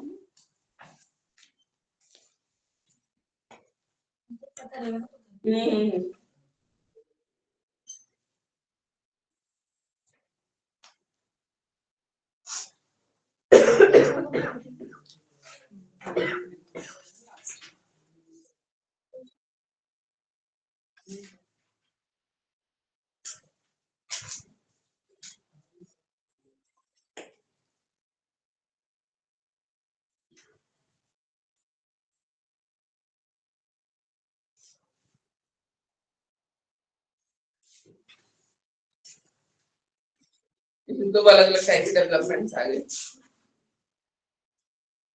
शैक्षिक उपयोगिता, एजुकेशन इम्प्लीकेशन होता है, पर इसमें दिया नहीं है। ये आप अपने आप से भी बना के लिख सकते हो, या हम इसका हिंदी नोट्स भेजेंगे ना, तो उसमें आपको मिल जाएगा। अभी आप समझ लीजिए शैक्षणिक उपयोगिता क्या है, फायदा क्या है ग्रोथ एंड डेवलपमेंट को पढ़ने का। सबसे पहला फायदा है, ग्रोथ एंड डेवलपमेंट आप पढ़ोगे तो आपको बच्चे की प्रॉब्लम्स को आइडेंटिफाई करने में आसानी रहेगी। ठीक है, तो ये आप कर सकते हो। ठीक है, बच्चों की प्रॉब्लम समझने में आसानी होगी। दूसरा है इंडिविजुअल डिफरेंस कैसा है बच्चे में, बाकी से वो किस चीज में अलग है, हर बच्चा एक दूसरे से किस चीज में अलग है, कोई किसी चीज में अच्छा है, कोई किसी और चीज में अच्छा है, कोई बच्चा पढ़ने में अगर अच्छा नहीं है तो हो सकता है वो स्पोर्ट्स में अच्छा हो, ड्राइंग में अच्छा हो। तो आजकल जो सीबीएसई या एनईपी जो नई आई है, न्यू एजुकेशनल पॉलिसी ना, उसका तो मुद्दा ही यही है कि every child is capable, practical knowledge, बस स्किल्स डेवलप करो और every child is capable, you have to identify the skills of the child और एबिलिटी ऑफ द चाइल्ड, वो आप आइडेंटिफाई करो और एनहांस करो, बस यही काम है, ये काम है। आप हर चीज को, हर सब बच्चों को एक ही उसमें रेस में नहीं भगाना है, ठीक है, कि सबको फर्स्ट आना, सबको पढ़ने में अच्छा है, हो सकता है बच्चा डांस में अच्छा हो, आर्ट में अच्छा हो, बिल्कुल हर बच्चा किसी न किसी चीज में तो अच्छा होगा ना, आपको उसकी एबिलिटी को आइडेंटिफाई करना, उसको नरिश करना है, ये काम है। आजकल टीचर का पूरा रोल ही चेंज हो गया है। आप अपने टाइम में टीचर सोचोगे वो तो जमाना गया कब का, जो हमारे टीचर जैसे थे वैसे टीचर है नहीं आजकल, और होना भी नहीं है, कोई फायदा भी नहीं है, ठीक है, तो ये चीज है। अब आपको ग्रोथ एंड डेवलपमेंट की नॉलेज होगी तो आप एक्यूरेट एप्रोप्रिएट जो टीचिंग मेथड कौन सा आपको अप्लाई करना है वो आपको पता रहेगा, ठीक है। आपको किस क्लास के बच्चे मिले, 6 to 10 हर क्लास के लिए आप एलिजिबल रहोगे, ठीक है। आफ्टर बीएड टीजीटी के लिए आप एलिजिबल हो तो 6 to 10 के लिए। अब 6 के बच्चे को अलग तरीके से पढ़ाया जाता है, 10 के बच्चे को अलग तरीके से पढ़ाया जाता है, तो जो भी क्लास आपको मिली है ना उस हिसाब से आपको टीचिंग मेथड लेना पड़ेगा। छोटे बच्चों में आपको एक्टिविटी सेंटर ज्यादा होना पड़ेगा, चार्ट्स मॉडल्स में विजुअलाइज जितना, ठीक है, क्योंकि विजुअलाइजेशन धीरे धीरे और बढ़ेगी, पर अभी कम रहती है 6 क्लास में, ठीक है, बच्चा है और 10th क्लास में बच्चा है तो बहुत फर्क रहता है, ठीक है। तो कैसे टीचिंग मेथड आप लोगे, क्या टीचिंग एड्स का आप यूज करोगे जो उस एज ग्रुप के बच्चे के लिए सुटेबल होगा, ठीक है। तो ग्रोथ एंड डेवलपमेंट की नॉलेज से आप वो भी अच्छे से डिसाइड कर सकते हो। एक फ्री एनवायरनमेंट प्रोवाइड कर सकता है ग्रोथ एंड डेवलपमेंट के बेसिस पे, ठीक है। आपको पता है कि 10th का बच्चा कैसे बिहेव करेगा, उसका सोशल डेवलपमेंट कैसा है, उसका मेंटल डेवलपमेंट कैसा है, और एक 6 और 7 के बच्चे का कैसा है, वो डिफरेंस कर पाओगे तो आप अपनी क्लास में एक अच्छा सा लर्निंग एनवायरनमेंट क्रिएट कर पाओगे जो बच्चों के लिए अच्छा रहेगा, बेनिफिशियल रहेगा। उसके बाद है ग्रोथ एंड डेवलपमेंट, ठीक है, वेरियस प्रोग्राम और एक्टिविटीज जो ऑर्गेनाइज करोगे आप स्कूल में ना, उसमें ग्रोथ एंड डेवलपमेंट का बहुत रोल रहेगा। आपको मान लो एक्टिविटी इंचार्ज बना दिया, ठीक है, किसी भी कंपटीशन का, मान लो किसी भी एक्टिविटी का बना दिया, स्कूल में कोई एक्टिविटी होनी है, मान लो एनवायरनमेंट डे की एक्टिविटी है, बोला आप इंचार्ज हो, ठीक है, आप इंचार्ज हो, आपको बताना है कि हम 6 से लेके 10th तक के बच्चों के लिए कौन कौन सी एक्टिविटी ऑर्गेनाइज करें। तो मैंने ऐसे स्कूल्स भी देखे हैं जहां पे क्या करते हैं, एक ही एक्टिविटी कराते हैं 6 के बच्चे को और सेम एक्टिविटी कराते हैं 10th के बच्चे को। क्या ये सही है? नहीं है। 6 के बच्चे का ग्रोथ डेवलपमेंट तुम देखो और 10th के बच्चे का देखो। 6 का बच्चा अगर पोस्टर बना रहा है, 10th के बच्चे का मेंटल डेवलपमेंट कितना ज्यादा है, वो भी क्या सेम ही थिंग पे पोस्टर बना रहा होगा? नहीं ना, अलग अलग होना चाहिए ना। हाँ, तो वो भी कोई भी एक्टिविटी ऑर्गेनाइज करना है, कोई भी प्रोग्राम ऑर्गेनाइज करना है तो ग्रोथ एंड डेवलपमेंट आपको हेल्प करेगा उसके इंटेलेक्चुअल डेवलपमेंट के हिसाब से, ठीक है, बाकी चीजों को हिसाब से ध्यान में रखते हुए आप उसको वो चीज, ठीक है, तो ऐसा, तो ये आपको हेल्पफुल रहेगा डिफरेंट प्रोग्राम और एक्टिविटीज स्कूल में ऑर्गेनाइज करने के लिए। अब स्टूडेंट का डेवलपमेंट राइट पाथ में हो रहा है कि नहीं हो रहा है, जिस एज ग्रुप का बच्चा आपके पास रहेगा, ठीक है, एज के अकॉर्डिंग जितना उसका डेवलपमेंट होना चाहिए था, फिजिकल डेवलपमेंट। इसीलिए आजकल तो मेरा बेटा है ना 5th क्लास में, तो मुझे आइडिया रहता है स्कूल में क्या क्या चल रहा होता है, हाइट वेट ये सब मेजर वगैरह करते हैं, उनका पूरा रिकॉर्ड मेंटेन होता है, ठीक है, बच्चों का होता है, आई साइट वगैरह तो सारी इंफॉर्मेशन लेते हैं सब कुछ, ठीक है। तो ये सब भी की प्रॉपर, क्योंकि उसमें क्या देखा जाता है कि बच्चे का जितना डेवलपमेंट होना चाहिए था उतना हो रहा है कि नहीं हो रहा है। बच्चा बहुत ज्यादा अंडर वेट या बहुत ज्यादा, ठीक है, ओवर वेट है, या फिर हाइट बहुत कम ज्यादा, ये सब चीजें इंपॉर्टेंट है, ठीक है। ये बीएमआई जितना होना चाहिए उतना चल रहा है कि नहीं चल रहा है, ठीक है। अगर दिक्कत है तो उसको इम्प्रूव करने की कोशिश की जाती है, टीचर्स पेरेंट को बुलाते हैं, बात करते हैं, ठीक है। तो यही मैं कह रही हूँ, आजकल टीचर्स का काम सिर्फ पढ़ाना रह ही नहीं गया है, आपको अदर, हाँ गवर्नमेंट स्कूल है तो मिड डे मील है, बाकी सब चीजें हैं, बहुत सी चीजें हैं, आपको पेरेंट्स को कम्युनिकेट करना पड़ेगा। तो आपको ही अगर मान लो प्रॉपर डाइट ना पता हो बच्चे की, बच्चा अंडर वेट जा रहा है, आप पेरेंट्स को क्या बताओगे, ठीक है। तो आजकल टीचर्स को हर तरीके की नॉलेज बहुत ज्यादा जरूरी है, ग्रोथ एंड डेवलपमेंट की नॉलेज, न्यूट्रिशियस डाइट, इस एज ग्रुप के हिसाब से बच्चे के लिए क्या क्या जरूरी है, ठीक है, ये सब कुछ खुद चाहे डाइट देखे बिना खाते हो, लेकिन उसके लिए आपको डाइट पता होना पड़ेगा, ये हाल है, ठीक है। बच्चे की डाइट पता होनी पड़ेगी आपकी इस एज ग्रुप के हिसाब से, ठीक है, क्या क्या डाइट उसका होना चाहिए। हाँ, बहुत सारे स्कूल्स में देते हैं, वो फीमेल इंक्लूड होता है और वही प्रोवाइड करते हैं। फ्रूट्स भी तो हो गया ना, हाँ? जैसे टिफिन में फ्रूट्स वगैरह भेजने के लिए हाँ नहीं और करना ही चाहिए। मदर्स का भी बहुत ज्यादा हो गया आजकल, पता नहीं सुबह उठा नहीं जाता, वो जंक फूड दे देंगे, पास्ता मैगी, पता नहीं। मेरे बेटे के स्कूल में भी अलाउड नहीं है। मैं तो खुद भी ना दूं, कभी ना दूं, मैं तो बना के ही देती हूँ, फ्रेश जो है रोटी पराठा जो बोलोगे वो बना देंगे, पर घर से लेके जाओ। आजकल तो वैसे ही इतनी प्रॉब्लम है तो क्या जरूरत है देने की। तो कुछ चीजें तो अच्छी की है इन लोगों ने, ठीक है। चलो स्कूल के डर से या अलाउड ही नहीं है तो इंसान बना के दे देगा, नहीं तो बहुत ज्यादा ईटिंग हैबिट्स खराब हो गई है बच्चों की, ये सब भी प्रॉब्लम है, ठीक है।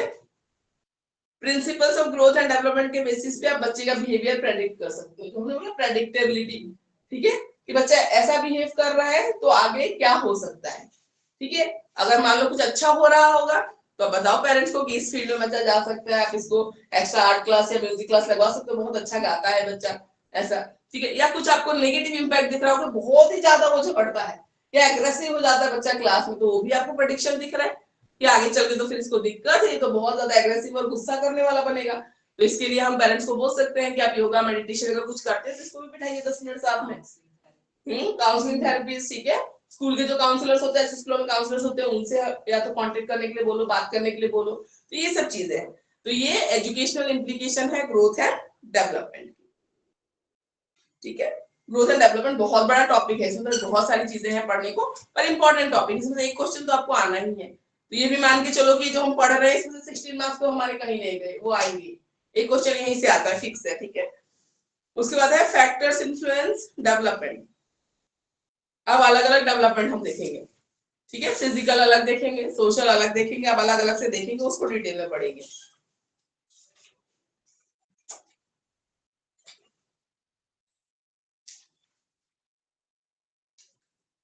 तो फैक्टर्स इन्फ्लुएंसिंग फिजिकल डेवलपमेंट,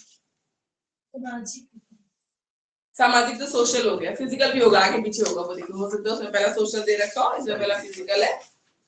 शारीरिक विकास, शारीरिक विकास,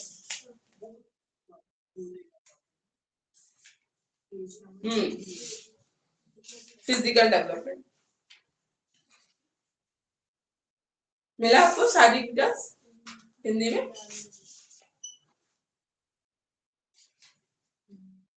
online students, am I audible, are you getting my point? आ रहा है सबको समझ में? Yes ma'am. Yes ma'am. ठीक है, किसी को कोई डाउट हो तो यू कैन आस्क, आप पूछ सकते हैं। ठीक है, दिखा रहा है हिंदी की है, उसमें सारे विकास, शारीरिक विकास मिल गया ना। हाँ, बस वो सारी चीजें हैं आगे पीछे होती है। तो इंग्लिश में अगर फिजिकल डेवलपमेंट पहले दे दिया तो हिंदी में कहीं 2-3 पॉइंट्स के बाद में है, तो ये है, बाकी कोई दिक्कत नहीं है सारी चीजें रहती है। तो कौन से फैक्टर्स जो फिजिकल डेवलपमेंट को इफेक्ट करते हैं? फिजिकल डेवलपमेंट में बच्चे की हाइट आ गई, वेट आ गई, ये सारी चीजें आ जाती है, ठीक है, फिजिकल डेवलपमेंट। तो इसमें सबसे पहले आ जाता है एनवायरमेंट, एनवायरमेंट आ जाता है। एनवायरमेंट में आपका आ जाएगा physical and mental health of the mother during pregnancy. अब बच्चे का डेवलपमेंट तो बर्थ के पहले से भी स्टार्ट हो जाता है। मदर को कोई अगर डिजीज है, ठीक है, बीमारी है, तो वो क्या होगा, बच्चे को भी हो सकता है। तो फिजिकल ग्रोथ डेवलपमेंट हार्म हो जाएगी वहां पे, ठीक है। और mental health of the mother, उस टाइम पे अगर मान लो मेंटल हेल्थ बहुत परेशान है, डिप्रेशन में है, गुस्से में रहती है, ठीक है, हेल्थ अच्छी नहीं है, तो वो भी कहीं ना कहीं बच्चे के डेवलपमेंट को अंदर ही अंदर इफेक्ट करता है। उसके बाद सिंगल चाइल्ड है कि मल्टीपल चिल्ड्रन है, इसमें भी डिपेंड करता है। सिंगल चाइल्ड है तो मतलब उस पर ज्यादा ध्यान दे रही है सब कुछ, और मल्टीपल चिल्ड्रन है, ठीक है, 3-4 बच्चे हैं, तो पहले तो जॉइंट फैमिलीज होती है। अब तो अकेली मदर पे वो कहाँ ध्यान देगी? अगर बड़े वाले को स्कूल भेज रही है, छोटे वाले की डाइट का ध्यान रखना और सब कुछ करना, तो वो सब कहीं ना कहीं एक फैक्टर होता है बच्चे की फिजिकल डेवलपमेंट में। जब बच्चा मदर वोम में था, ठीक है, तब उसके साथ कोई इंजरी, कुछ एक्सीडेंट तो नहीं हुआ था, ठीक है, ये भी देखना है। क्वालिटी एंड क्वांटिटी, ठीक है, ऑफ द नरिशमेंट, जो उसको नरिशमेंट मिली है उसकी क्वालिटी कितनी है, क्वांटिटी कितनी है, ये भी मैटर करता है, ठीक है। हो सकता है अगर पुअर चाइल्ड हो, स्लम एरिया में रहने वाला बच्चा हो, तो जितनी क्वांटिटी उसको मिलनी चाहिए, ठीक है, उतनी उसको ना मिली। और क्वालिटी में फ्रूट्स वेजिटेबल्स भी तो इंक्लूड करना जरूरी है। सिर्फ दाल और राइस खा के आप सारे टाइम अगर वही चीज खा रहे हो, ठीक है, या चपाती खा रहे हो, ठीक है, चटनी से खा रहे हो, किसी भी चीज से खा रहे हो, तो प्रॉपर जितना भी हम बैलेंस डाइट के बारे में तो पढ़ते हैं, सारे न्यूट्रिशन उसको नहीं मिलेंगे, ठीक है। तो ये भी डिपेंड करता है कि उसकी ग्रोथ एंड डेवलपमेंट कैसी रहने वाली है। हार्मफुल रेडिएशन, अगर मदर प्रेग्नेंट थी, क्या उस टाइम पे, ठीक है, कोई हार्मफुल रेडिएशन में एक्सपोज तो नहीं हुई थी, अगर हुई थी, ठीक है, तो उसका भी इफेक्ट देखने को मिल सकता है। डिलीवरी कैसी रही है, मैंने बोला ना डिलीवरी के टाइम पे जब फोर्थ से पहला मैंने केस बताया, ठीक है, तो डिलीवरी नॉर्मल रही है, एबनॉर्मल रही है, या कभी कभी डिलीवरी के टाइम पे मदर का जो कॉर्ड होता है ना जिससे बेबी कनेक्ट होता है, वो कॉर्ड कभी कभी बच्चे के गले में लिपट जाता है, उससे क्या हो जाता है, चॉक हो जाता है, उसको ब्रेन में जो ऑक्सीजन मिलना चाहिए उस टाइम पे वो नहीं पहुंचता, ठीक है, तो ये बहुत मेजर इशू है, इसकी वजह से बच्चा मेंटली रिटार्डेड भी हो सकता है, ठीक है। नहीं तो मैंने बोला ना जर्की मूवमेंट्स हैं, बहुत सारे केसेस डिसऑर्डर्स आपको देखने को मिल सकते हैं बाद में, तो ये चीजें होती हैं। तो डिलीवरी के टाइम पे, ठीक है, वो बहुत इंपॉर्टेंट होता है कि डिलीवरी कैसी हुई है। उसके बाद है लव एंड इफेक्शन। पूरे फिजिकल डेवलपमेंट में लव एंड अफेक्शन कैसा है, फैमिली में कितने लोग रहते हैं, अगर लव एंड अफेक्शन अच्छा है तो देखभाल भी अच्छी होगी ऑब्वियसली, ठीक है, अगर लव एंड अफेक्शन नहीं है फैमिली वालों का बच्चे से तो फिर देखभाल भी अच्छी नहीं होगी, फिजिकल डेवलपमेंट नहीं होगा, ये चीज होती है।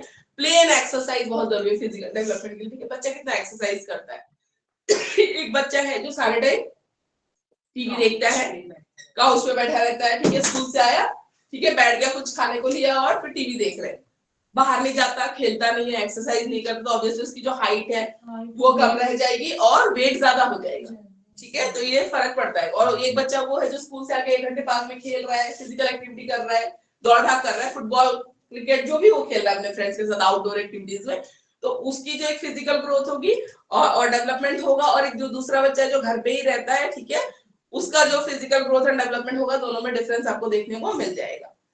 स्लीप एंड रेस्ट, ठीक है, कितना वो नींद लेता है, जो हम 8 आवर्स की प्रॉपर बोलते हैं छोटे बच्चों के लिए, तो उतनी नींद उसको मिल रही कि नहीं मिल रही। आजकल बच्चों ने इतनी बैड हैबिट्स डेवलप कर ली है, मुझे तो समझ में नहीं आता।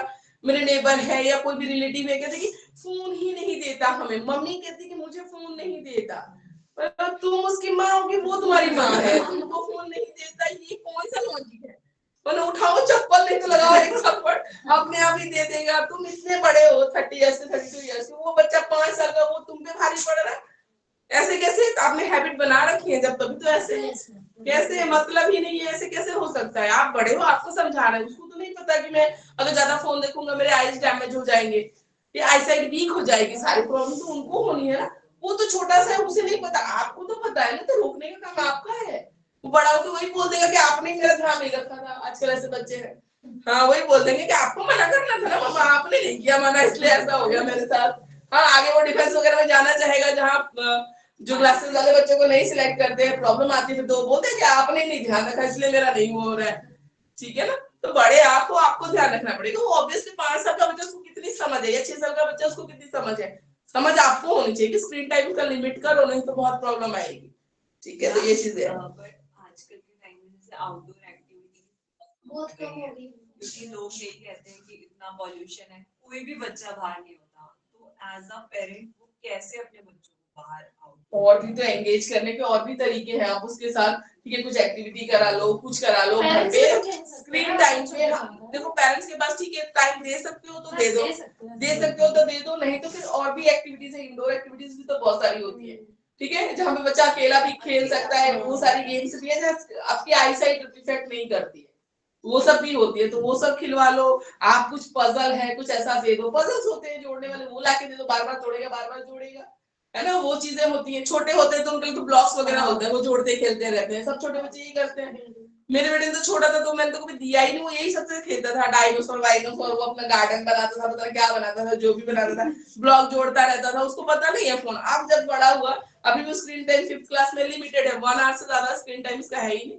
वो मजाल ही नहीं, उसको पता है कि मम्मी ने बोल दिया तो 5 मिनट भी ऊपर नहीं देख सकता। अगर उसका वो ये खत्म होने वाला हो और 5 मिनट बचा तो भी बहुत रिक्वेस्ट करता है कि 5 मिनट ये खत्म हो जाएगा तब मैं दे देती हूँ, चल 5 मिनट ये खत्म हो जाएगा, इसे खत्म करके मुझे दे देना। तो आपके ऊपर होता है, बड़े आप हो, वो बड़े नहीं है, वो छोटे हैं, उनको नहीं पता कि क्या क्या इफेक्ट्स आएंगे, आपको पता है, तो आपको देखना पड़ेगा।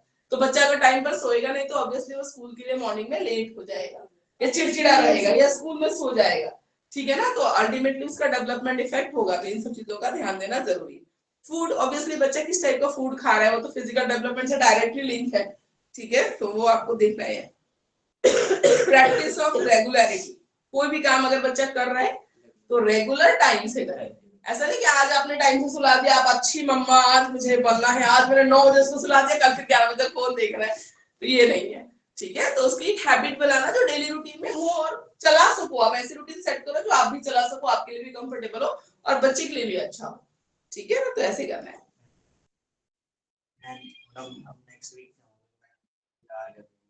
कोई बात नहीं, आज मैंने हाँ ठीक है बेटा, कोई बात नहीं, नो इश्यूज, आप जा सकते हैं, ठीक है। सिक्योरिटी, सिक्योरिटी बोलते हैं ना, बच्चे को लव एंड सिक्योर्ड फील करना जरूरी है, ठीक है, सिक्योर्ड फील करना जरूरी है। वो सिक्योर्ड फील करेगा ना तो अल्टीमेटली आपकी सुनेगा, लव फील करेगा, सुनेगा तो आपको भी हेल्प रहेगा कि आप उसके डेवलपमेंट के एस्पेक्ट्स को कैसे आप बेटर बना सकते हो। आप मान लो कुछ करना चाहते हो, मैं करना चाहती हूँ आपके लिए या अपने बच्चे के लिए कुछ करना चाहते हैं, लेकिन अगर वो सुन ही नहीं रहा, सिक्योर फील नहीं कर रहा, लव फील नहीं कर रहा, चिड़चिड़ा है, ठीक है, मना करता है, जिद करता है गलत चीजों के लिए, तो आप नहीं करा पाओगे। तो सबसे पहला कंडीशन ही यही है कि लव्ड एंड सिक्योर फील करे बच्चा, ठीक है। मैम वीडियो ऑफ हो रहा है, तो ये जरूरी मैम है। और वीडियो ऑफ हो रहा है बार बार। हेरिडिटी है जो हम ओवरऑल बहुत डिस्कस कर चुके हैं, मैंने डिस्कस करी बहुत डिटेल में। हेरिडिटी तो है, मैंने बोला ना कि अगर पेरेंट्स है, ग्रैंड उनकी हाइट अगर कम है, चाहे ऐसी कोई डिजीज रही है, कुछ रहा है, तो अल्टीमेटली वो बच्चे को इफेक्ट करेगा, आप चाहो चाहे ना चाहो, चाहे आप कितना भी डाइट का ध्यान रख लो, कितना भी लव सिक्योर फील करा लो, जो भी करा लो, अगर जेनेटिकली कोई इश्यू है तो आएगा ही बच्चे, ठीक है। तो ये चीज मैम होती है। वीडियो ऑफ हो रहा है बार बार। फिर अच्छा, बायोलॉजिकल फैक्टर्स, ठीक है, बायोलॉजिकल फैक्टर में आपका आ जाता है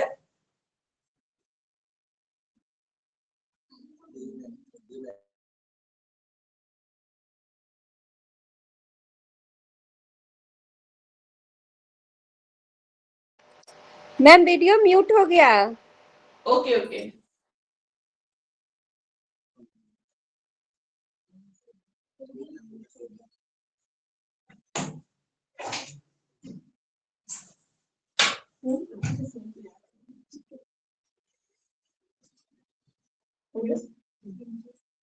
बायोलॉजिकल फैक्टर्स में आते हैं, जैसे डिफरेंट हार्मोन्स होते हैं जो हमारे ग्रोथ एंड डेवलपमेंट को कंट्रोल करते हैं। ब्रेन में यहाँ पे होता है आपका पिट्यूटरी ग्लैंड होता है जो ग्रोथ हार्मोन रिलीज करता है, जिससे हमारी हाइट बढ़ती है, ठीक है। इसको मास्टर ग्लैंड भी बोलते हैं। आप सोच सकते हो जो राजा होता है, जो मास्टर होता है, सबसे ऊपर बैठा होता है, तो ये हमारा पिट्यूटरी ग्लैंड सबसे ऊपर हेड में है, और बाकी गले में है थायराइड ग्लैंड, ठीक है। फिर नीचे के हमारे बॉडी पार्ट में डिफरेंट ग्लैंड्स है, इसको मास्टर ग्लैंड बोलते हैं क्योंकि बाकी ग्लैंड्स की एक्टिविटीज को कंट्रोल करता है, ठीक है। तो growth hormone obviously biological factor में, अगर ग्रोथ हार्मोन जितना होना चाहिए, ठीक है, रिलीज अगर उसी अमाउंट में हो रहा है तो कोई दिक्कत नहीं आएगी, आपकी ग्रोथ जितनी नॉर्मल बढ़नी चाहिए, हाइट नॉर्मली बढ़ेगी, लेकिन कम या ज्यादा होती है तो दिक्कत आएगी। ऐसे यहाँ पे नेक पे आपका वो होता है थायराइड ग्लैंड होता है। आजकल थायराइड का इशू हर किसी को आ जाता है, ठीक है। तो दो तरीके का होता है, या तो थायराइड कम रिलीज हो तो भी दिक्कत है, ज्यादा रिलीज हो तो भी दिक्कत हो। अब एक मैं केस बताती हूँ आपको, एक जनकपुरी में स्कूल है, तो मेरी फ्रेंड बता रही थी, वो वहां पे है, ठीक है, कोऑर्डिनेटर है वहां पे, तो बात कर रहे थे हम, तो बता रही थी उनके स्कूल में एक बच्चा है, वो बहुत ही ओवरवेट है, ठीक है, उसको दिक्कत होती है, वो 10th क्लास का बच्चा है, पढ़ता नहीं है, चिड़चिड़ा सा रहता है, और पैर हमेशा ऐसे बाहर करके बैठा रहता है, तो सब टीचर्स को डांट देती है कि सिट प्रॉपर्ली, लेकिन अब उसका वेट जितना है उसका उसको डेस्क कम पड़ता है, तो बेचारा अनकंफर्टेबल फील करता है, जेन्युइन उसका इशू है, लेकिन सब टीचर डांट रहे थे, कोई ध्यान ही नहीं दे रहा था, चिड़चिड़ा हो रहा था, उसका परसेंटेज भी डाउन जा रहा था, रिजल्ट अच्छा नहीं आ रहा था, ठीक है। फिर उसने बोला कि मैंने पेरेंट्स को बुलाया था, तो मैंने इनको बोला कि हो सकता है इसका ईटिंग हैबिट्स तो जो है, लेकिन मुझे कहीं ना कहीं लग रहा है कि बच्चा इस एज में इतना ओबेस हो रहा है, ठीक है, ओबेसिटी की इश्यू आ रहा है इसके उसमें, तो इसका थायराइड का टेस्ट करो। तो थायराइड का टेस्ट है, उसको सही में थायराइड का इशू था। तो देखो एक बच्चा है स्कूल में, वो जेन्युइनली सफर कर रहा है किसी डिजीज से, जिसकी वजह से उसका वेट इतना गेन हो गया है ना, परसेंटेज तक डाउन चला गया, लेकिन किसी ने जानने की कोशिश नहीं की, ना पेरेंट उसको डांटते रहते, तो दिन भर खाता रहता है अननेसेसरी अनटाइमली, इसलिए तेरा वेट बढ़ रहा है, टीचर्स भी डांट रहे हैं कि सिट प्रॉपर्ली, उसको तो जेन्युइन इशू है। तो नॉर्मल एक बच्चे के लिए जो डेस्क का साइज होता है, अब वो ओवरवेट है, उसको ऑब्वियसली अनकंफर्टेबल फील होगा, तो पैर बाहर करके, तो सब टीचर उसको डांट के चली जा रही थी, ठीक है ना, सब टीचर डांट के चली जा रही थी, लेकिन जब टेस्ट हुआ तो उसको थायराइड आया, उसकी ट्रीटमेंट हुई, तो अब बच्चा धीरे धीरे एक्सरसाइज भी करने लग गया है, और बता रही थी कि बहुत फर्क है, उसके पढ़ाई में भी ध्यान लगाता है, क्योंकि अब थोड़ा वेट कम है, फिट रहता है, हेल्दी रहता है, तो थोड़ा एनर्जेटिक फील करता है, तो क्लास में भी ध्यान दे रहा है, और मार्क्स भी अच्छे लाए हैं। तो जेन्युइन, कभी कभी जेन्युइन केसेस होते हैं, हम बच्चे को ज्यादा तर नेग्लेक्ट करने, झाड़ देते हैं, डांट देते हैं, तो कभी समझो क्या तो उसमें भी कोई दिक्कत हो, कोई इशू हो, है ना, वो बच्चा तो अपना खुद ही सफर कर रहा है, उसको थायराइड का इश्यू था। वही बात है कि एग्जाम्पल से मैंने आपको समझा दिया, जैसे थायराइड ग्लैंड है, ठीक है, तो हाइपोथायरॉइडिज्म होता है और हाइपरथायरॉइडिज्म होता है। कम निकले तो हाइपो कम होता है, हाइपर ज्यादा रिलीज हो तो हाइपर। तो थायराइड ग्लैंड आपको जितना भी आप खाना वाना खाते हो, जो भी मेटाबॉलिक एक्टिविटीज होती है, वो यही कंट्रोल करता है। तो कम रिलीज होगा तो भी दिक्कत है, ठीक है, जो मेटाबॉलिज्म जितना होना चाहिए बॉडी में उतना होगा नहीं तो फैट एक्यूमुलेट हो जाएगा, ज्यादा होगा तो पतले हो जाओगे, ठीक है, और कम होगा तो आप हेल्दी हो जाओगे बहुत ज्यादा। तो ये सब इश्यू है, तो फिजिकल डेवलपमेंट में ऑब्वियसली इफेक्ट डाल रहा है, अभी मैंने आपको एग्जांपल से समझाया, ठीक है। और भी बहुत सारे हार्मोन्स हैं जो आपके बॉडी को कंट्रोल करते हैं, ठीक है, जैसे पैनक्रियास है, डाइजेस्टिव सिस्टम पैनक्रियास सब बना के आए हैं स्कूल में, ठीक है, वहां पे इंसुलिन जो डायबिटीज का मेन रीजन है, इंसुलिन अगर कम सीक्रेट होगा तो वो शुगर को नहीं कर पाएगा, वो तो शुगर बढ़ जाएगा, शुगर का लेवल हमारे ब्लड में बढ़ जाएगा, तो बाहर से फिर इंसुलिन के इंजेक्शन लगवाने पड़ते हैं अगर बहुत ज्यादा हो जाए तो ये सब बायोलॉजिकल फैक्टर में आता है जो डिफरेंट ग्लैंड से हार्मोन को रिलीज करते हैं। उसके बाद हम आते हैं इमोशनल फैक्टर्स। आपको लगता है कि इमोशनल फैक्टर फिजिकल डेवलपमेंट को इफेक्ट कर सकता है? एग्जांपल कोई बताना चाहेगा? स्ट्रेस और डिप्रेशन में अगर बच्चा हो तो उतना अच्छे से परफॉर्मेंस का भी बच्चा चिड़चिड़ा हो, नर्वस हो, ठीक है, डरा हुआ हो, वो खाना पीना भी तो छोड़ देता है बच्चे, खाना पीना भी नहीं खाना चाहते कि भूख नहीं है, ये सब चीजें भी देखने को मिल सकती है। तो अगर बच्चा स्ट्रेस है या जेलसी फील कर रहा है या कुछ, ठीक है, ऐसा फील कर रहा है तो हो सकता है उसके खाने पीने में फर्क पड़े, जो अल्टीमेटली फिजिकल ग्रोथ को या डेवलपमेंट को हार्म पहुंचाएगी। गुस्से में रहता है, डर में रहता है, बहुत सारे रीजन हो सकते हैं। सोशल नेचर, सोशल नेचर में आपका एक एग्जांपल आ जाएगा, जैसे बच्चा अगर क्लास में एक्टिव नहीं, अकेला रहता है, तो खेलने भी जाएगा तो मे बी वो सब अपने ग्रुप से उसको हटा दें, खेलने ना दें, तो अल्टीमेटली फिजिकल या वो जाना बंद कर देगा, मैम को बोलेगा ma'am I don't want to go for sports period, ठीक है, nobody is playing with me, कोई नहीं खेलता तो मुझे जाना ही नहीं, मुझे क्लास में बिठा दो, ये भी हो सकता है, ठीक है, तो ये होता है। इंटेलिजेंस, ये माना जाता है कि जो इंटेलिजेंट पर्सन होगा ना, वो एक बैलेंस बना के रख सकता है सारे डेवलपमेंट के एस्पेक्ट पे, अपने इमोशन पे भी कंट्रोल रख सकता है, उसको पता है कि फिजिकल डेवलपमेंट जरूरी है तो अपना एक्सरसाइज भी टाइम से करना और बाकी चीजें, तो इस उसमें बोल रहे हैं। अदर फैक्टर्स में क्या आता है? सोशल ट्रेडिशन, इकोनॉमिक कंडीशन, ये भी तो आता है। पेरेंट्स तो मान लो बहुत अवेयर है, वो चाहता है कि उसका बच्चा अच्छा हेल्दी डाइट खाए, पर इकोनॉमिक कंडीशन ऐसी है जो उनको अलाउ नहीं कर रही है, ठीक है, और ट्रेडिशंस भी है। अभी तो खैर बहुत कम हो गया है, ठीक है, लोग रैशनली लॉजिकली सोच के ही काम करते हैं, पर फिर भी अभी भी आपको गाँव में या कहीं कहीं ऐसी अंधविश्वास की चीजें देखने को मिल जाएगी जो कहीं ना कहीं है डेवलपमेंट के एस्पेक्ट को हार्म पहुंचाने वाली है, ठीक है, बहुत ज्यादा, हाँ, कहीं कहीं बहुत ज्यादा है, ठीक है, तो वो सब का फर्क भी रहता है। तो ये है आपका फिजिकल डेवलपमेंट। फिर आता है मेंटल डेवलपमेंट पे।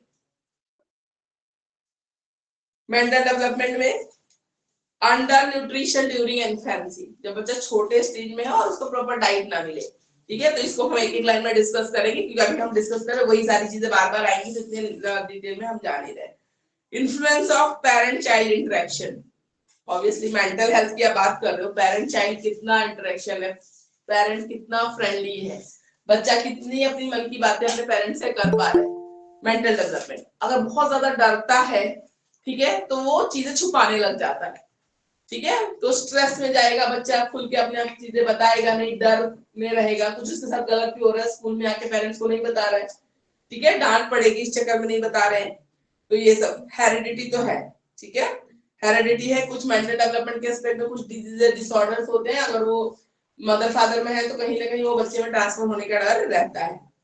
उसके बाद आता है सेक्स डिफरेंस, मतलब बॉयज एंड गर्ल्स में,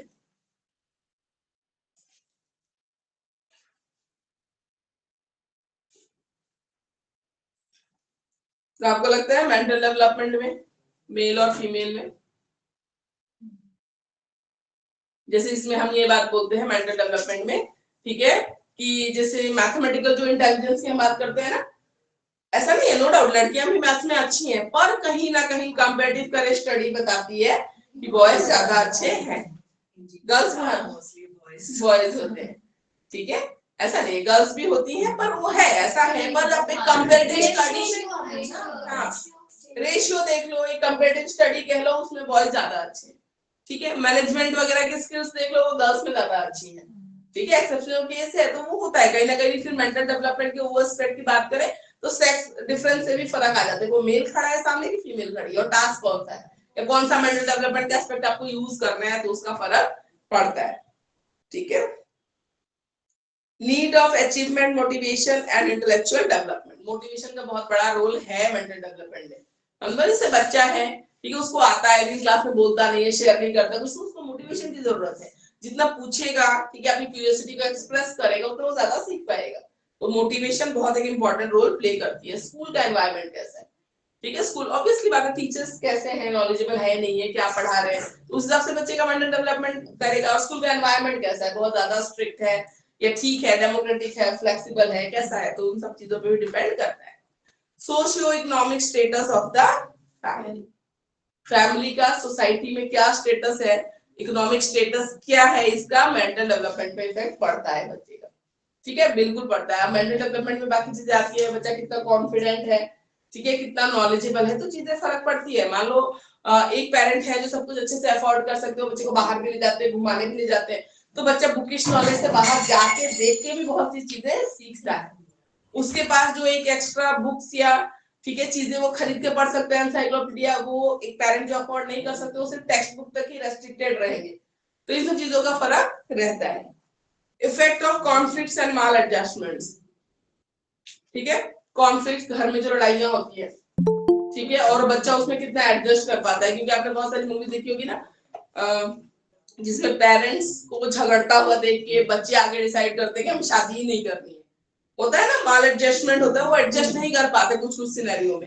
ये कुछ उन्होंने ऐसे विजुअल्स देखे होते हैं बचपन में, ठीक है, घरों में, जो उनके दिमाग में कहीं ना कहीं वो रह जाता है, वो एडजस्ट नहीं कर पाते आगे भी चल के, तो ये कहीं ना कहीं उनके मेंटल डेवलपमेंट को भी हाँ पहुंचाता है। फैमिली कैसी है, न्यूक्लियर फैमिली है, जॉइंट फैमिली है, इन सब चीजों का इफेक्ट भी रहता है बच्चे के डेवलपमेंट पे।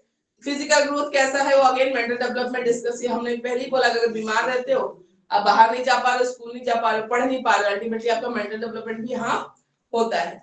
और एनवायरनमेंट कैसा है, ठीक है, एनवायरनमेंट कैसा है, इस पे आप किन लोगों के साथ उठ बैठ रहे हो, ठीक है, कैसा एनवायरनमेंट है, कैसे लोग रहते हैं, आपको कुछ अच्छी बात सिखा रहे हैं, कुछ गलत बात सिखा रहे हैं, ठीक है, तो इन सब चीजों पे होता है। उसके बाद आते हैं इमोशनल डेवलपमेंट। इमोशनल डेवलपमेंट में क्या होता है, आप किस बच्चे को बोलोगे कि इसका इमोशनल डेवलपमेंट हुआ है, इसका नहीं हुआ है।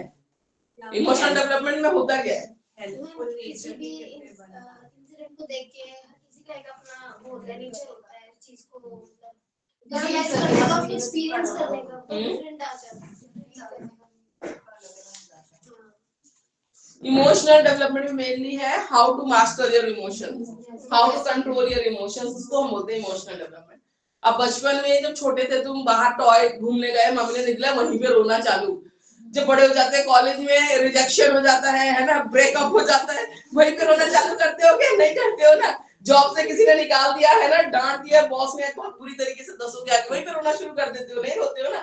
तो दैट इज इमोशनल डेवलपमेंट, जो टाइम के साथ, एक्सपीरियंस के साथ आपके अंदर आता है। ठीक है, तो ये चीज होती है। तो तब हम क्या होता है, जैसे जैसे हम धीरे धीरे बड़े हो रहे हैं, हम अपने इमोशन को कंट्रोल करना सीख जाते हैं, है ना, कंट्रोल करना सीख जाते हैं, कहाँ अपना गुस्सा कंट्रोल करना है, कहाँ पे अपने टीयर्स कंट्रोल करने हैं, ठीक है, हमें मास्टरी हो जाती है, धीरे धीरे हम सीख जाते हैं कि हमें नहीं अपने एक्सप्रेशन यहाँ पे हमें नहीं शो करने, लोग मजाक उड़ाएंगे, ठीक है, ये इस चीज को हमारे अगेंस्ट यूज करेंगे, ये चीजें होती है। तो वहां पे हम अपने आप को बहुत कंट्रोल कर लेते हैं कि अगर सामने वाले को मेरे इमोशन के बारे में पता चले तो हो सकता है वो उसको मिसयूज भी कर सकता है। बहुत सी सारी चीजें ऐसी होती है। एडोलेसेंट बच्चों को आप लोग डील करोगे, वो तो फुल ऑफ इमोशंस होंगे। 9th और 10th में कितना ऑपोजिट सेक्स का अट्रैक्शन रहता है, सब कुछ रहता है। तो मान लो किसी ने किसी के लिए लेटर लिखा, तो आप क्या करोगे, उसको बुला के मारोगे, पीटोगे। इन्फेचुएशन है, that is normal in that stage, है ना, उस उम्र के लिए वो चीजें इन्फेचुएशन है, लाइकिंग है, ठीक है, उसके लिए आप मार नहीं डालोगे किसी बच्चे को, वो नॉर्मल है। पहले तो आप यही समझो, है ना, साइकोलॉजी पढ़ रहे हैं हम, ग्रोथ एंड डेवलपमेंट की बात कर रहे हैं, ये चीज नॉर्मल है। उनके हार्मोनल जो इतना चेंज आ रहा है होता है, तो उनको यही समझाना है, दिस इज हार्मोनल लोचा, ठीक है, नथिंग एल्स, ठीक है। आगे बड़े होके देखना क्या करना है, पहले पढ़ लिख लो, है ना। उनको दूसरे तरीके से समझा दो उनको कि भाई तुम सब्जी ड्रेस खरीदने जाते हो, तुम 10 दुकान देखते हो, पार्टनर चुनना है, तीसरी बच्चों है, बस आगे जाके देखेंगे बहुत ऑप्शन मिलेंगे। आजकल के बच्चों को ऐसे ही समझाना पड़ता है। आजकल के बच्चों को कहते हैं कैसे कैसे करोगे, तुम बोलोगे वो अगेंस्ट हो जाएंगे, अग्रेसिव हो जाएंगे, एडोलेसेंट बच्चे रहेंगे। नहीं करना है बोल के अगर चुप हो गए तो कहेंगे क्यों नहीं करना। हाँ, नहीं उनको समझाना पड़ता है। पूरी डिटेल ठीक है, कोई बात नहीं, नॉर्मल है, तो ये ये बताओ कि नॉर्मल है, कोई बात नहीं है, होता है। पर इससे आगे के स्टेज के लिए भी आपके पास बहुत टाइम पड़ा है ना। और 30 बच्चों में तुम चूज कर लोगे, तुम इतने स्पेशल, किसी गर्ल को समझा रहे हो, किसी बॉय को ऐसे ही समझाना पड़ता है, इनको ऐसे ही बोलना पड़ता है। जब बच्चे बड़े हो जाते हैं ना, उनको डील करने के फ्रेंडली ही डील होगा तो होगा। ज्यादा जबरदस्ती करोगे वो एग्रेसिव हो जाएगा, अगेंस्ट चले जाएंगे, फिर बोलेंगे हम तो यही करेंगे, फिर तो बोले कि हमें अगले महीने कराई दो शादी हमारी फैमिली। ठीक है, तो ये नहीं, तुमको समझाना होगा। अभी इस सब चीज के लिए बहुत टाइम है ना। और लड़कियां तो समझाओगी, 10th में कमाएगा नहीं, फिर तुम्हारे खर्चे कौन कराएगा, शॉपिंग कौन कराएगा, है ना। लड़के तो उनको भी समझाना पड़ता है, 2 दिन बाद छोड़ देगी तो मैं ये अर्निंग, अभी तो पढ़े लिखे नहीं हो, इतने अर्निंग कहां से करोगे। तो प्रैक्टिकल पॉइंट ऑफ व्यू है, वो समझाना बच्चों को जरूरी है, बहुत जरूरी है। नहीं तो एग्रेसिव हो जाएंगी, चीजें उल्टी चली जाएंगी, कोई फायदा नहीं, पढ़ने में मन नहीं लगाएंगे, है ना, रगल हो जाएंगे बिल्कुल, फिर आउट ऑफ कंट्रोल हो जाएगा बच्चा, फिर आपके हाथ में नहीं आएगा, फिर कुछ गलत स्टेप उठा ले, कुछ कर ले। तो फिर उससे अच्छा है कि आप फ्रेंडली होके उनसे पूछो, बात करो। और एज ए टीचर भी आपको यही करना पड़ेगा, बड़े बच्चे अगर डील करते हो तो कोई फायदा नहीं है। आप रेबेलियन हो जाओ, मारो पीटो, पेरेंट्स बुला लो, उनको 10 के आगे क्लास में उनके बारे में बताओ, कोई फायदा नहीं है। ठीक है, तो हमेशा सॉल्यूशन ओरिएंटेड बातचीत करोगे तो ज्यादा अच्छा रहेगा। और ये सब प्रैक्टिकल नॉलेज है जो मैं आपको बता रही हूँ, जो प्रैक्टिकली यूज होनी चाहिए, जो लोग करते नहीं है।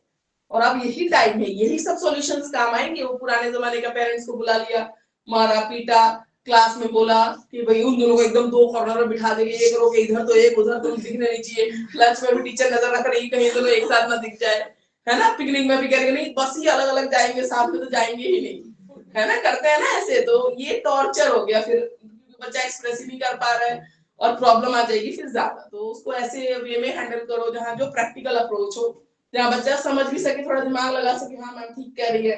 या पेरेंट्स हैं, जब बड़े हो जाओगे, बच्चे बड़े होंगे, तो भी समझाने का यही तरीका रहने वाला है। ठीक है ना, आगे देखते हैं। पेरेंट चाइल्ड इंटरेक्शन है, नहीं इमोशनल डेवलपमेंट हम बोल रहे थे ना। ठीक है, तो इमोशनल डेवलपमेंट होता है how to master your emotion. तो सबसे पहले स्कूल एनवायरनमेंट। तो आपको लगता है कि स्कूल एनवायरनमेंट बच्चे की इमोशनल डेवलपमेंट पे इफेक्ट डालता है? बताइए कैसे। मैम जैसे कि अगर उसके क्लास में अच्छे दोस्त नहीं है, क्लास में उसको कोई उसके साथ बुरा व्यवहार कर रहा है, तो घर पे जाके अपने पेरेंट्स को नहीं बता सकता।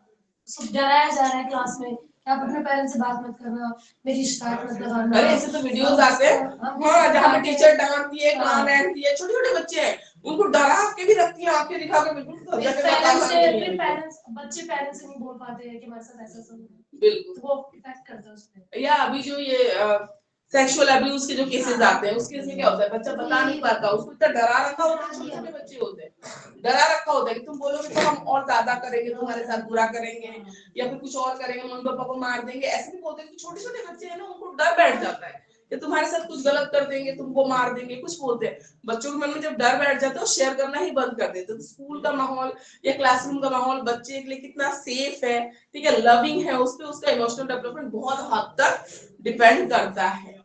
ठीक है, बहुत ज्यादा स्ट्रिक्टनेस है, मान लो छोटे छोटे बच्चे हैं, ठीक है, स्ट्रिक्टनेस होनी चाहिए, हिसाब से होनी चाहिए। ऐसा थोड़ी कि बच्चे को टॉर्चर ही कर दो, स्कूल आ रहा है, हिसाब से होना चाहिए। आजकल के बच्चे तो टॉर्चर्ड ही लगते हैं। मेरा बेटा 5th क्लास में है, मुझे लगता है कि मैं अपनी 5th क्लास में कितनी फ्रीली रहती थी। इतना कुछ एक्टिविटीज है आजकल, इतने सारे, ये इंटर हाउस कंपटीशन चल रहा है, ये इंटर स्कूल कंपटीशन चल रहा है, सब में ही करना है। और मेरा तो बेटा वाला भी ओवर ही है, इसको भी सब में ही करना होता है, सब में नहीं करना होता है। और चिल करो, लाइफ में कुछ नहीं होता। हाँ, फिर मैंने उसको दिखाया था 60 मार्कशीट अपनी निकाल के, कौन मांग रहा है, कोई मांग रहे थे, मेरे को 100 और 200 आए हुए मैथ्स में, तो कोई नहीं पूछ रहा, बेटा कोई नहीं मांगता है। थोड़ा चिल करो, रिलैक्स करो, इतना ज्यादा है। हमारे टाइम में बहुत फ्री थे हम तो, हम अपना टाइम देखें और आजकल के बच्चों का टाइम देखें, आजकल के बच्चे टॉर्चर्ड ही हैं पूरे। टॉर्चर कितना काम है उनके, बस घर से स्कूल से आते हैं, फिर इतना सारा होमवर्क रहता है, फिर कोई एक्टिविटी रहती है, फिर कुछ रहता है, वो सब करके जैसे जैसे निपटा के, चलो कोचिंग नहीं भी तो मैं ही पढ़ाती हूँ उसको, तो चलो मदर एजुकेटेड है तो इतना बेनिफिट उसको बाहर उस चीज लेने में, सिर्फ 1 घंटा खेलने भी जाएगा, वो भी जरूरी है। फिजिकल डेवलपमेंट अभी हम इतना बोल रहे हैं, फिर अपने वाले कोई ना भेजे। ठीक है, फिर उसको भेजना पड़ता है, चलो खेल कूद के आ गया, फिर वो थक के ऐसे सोते हैं ना कि बस पता ही नहीं है, टाइम ही नहीं है बिल्कुल उनके पास।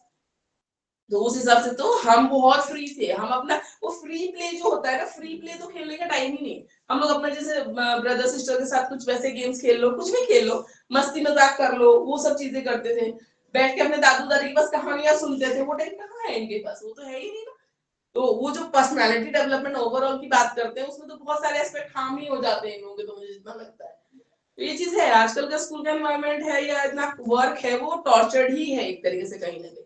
हम बल्कि बहुत फ्री थे, हम अपने डे में, मैं अपना टाइम देखती हूँ, मैं तो बहुत फ्री थी 5th क्लास में। मैं तो पढ़ो अपना, खाओ खेलो, और काम ही क्या था, कुछ नहीं काम था। अभी के बच्चों को तो बहुत ज्यादा है, कंपटीशन में डाल देते हैं हर चीज में, क्लास में भी है उसमें भी है कितना, तो फिर वो थोड़ा सा हो जाता है। तो स्कूल का एनवायरनमेंट और फैमिली का एनवायरनमेंट, क्लासरूम का एनवायरनमेंट कैसा है उस पर बहुत डिपेंड करेगा कि बच्चे का इमोशनल डेवलपमेंट कैसा हो रहा है।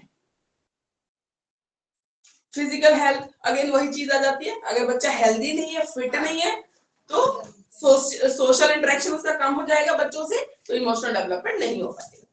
ठीक है। कम्युनिटी इन्फ्लुएंस, बच्चा भी, जब मैं बोला ना कि खेलने जाना है, बाहर खेलने जाना है, अब वो पार्क में जा रहा है, कहीं पे भी जा रहा है, वहां पे उसको कैसे लोग मिल रहे हैं, कैसे बैकग्राउंड के बच्चे मिल रहे हैं, नेबरहुड में कैसे लोग हैं, कैसे बच्चे हैं, उन सब चीजों पे भी इमोशनल डेवलपमेंट डिपेंड करेगा। कुछ ऐसे लोग तो नहीं मिलते जो डराते धमकाते हैं, बच्चा डर गया, सहम गया, ठीक है, या फिर गुस्सा कर रहा है या लड़ाई कर रहा है, अब्यूजिव कुछ बच्चे ऐसे तो नहीं है जो बात बात पे लड़ रहे हैं, ठीक है, उसका इफेक्ट हमारे बच्चों पे पड़ रहा है, तो ये सब चीजें होती है। डिमोटिवेटेड लोग, हाँ, डिमोटिवेटेड लोग होते हैं, अरे मेरे बेटे को तो इतना आया, तुम्हें इतना ही आया, ऐसे भी तो करते हैं ना। बच्चे से ज्यादा पेरेंट्स करते हैं, इनके बच्चे को इतना आ गया, तो अभी तक कुछ नहीं है। तुम्हें हाँ। कितनी मेहनत करनी है हमारे अभी भी होता है। हाँ, तो ये कंपैरिजन तो बहुत बड़ा है, वो है, ये तो कभी करना ही नहीं चाहिए। हर एक ना लाइफ तो हर स्टेज में होता है, जॉब फील्ड में भी होता है। हर स्टेज में, हाँ, चाहे जॉब में हो, टीचिंग में हो, कहीं पे भी। कंपैरिजन होता रहता है। फैमिली के अंदर भी होता है। सिस्टर्स कजन्स के साथ और इनके साथ करते हैं पेरेंट्स।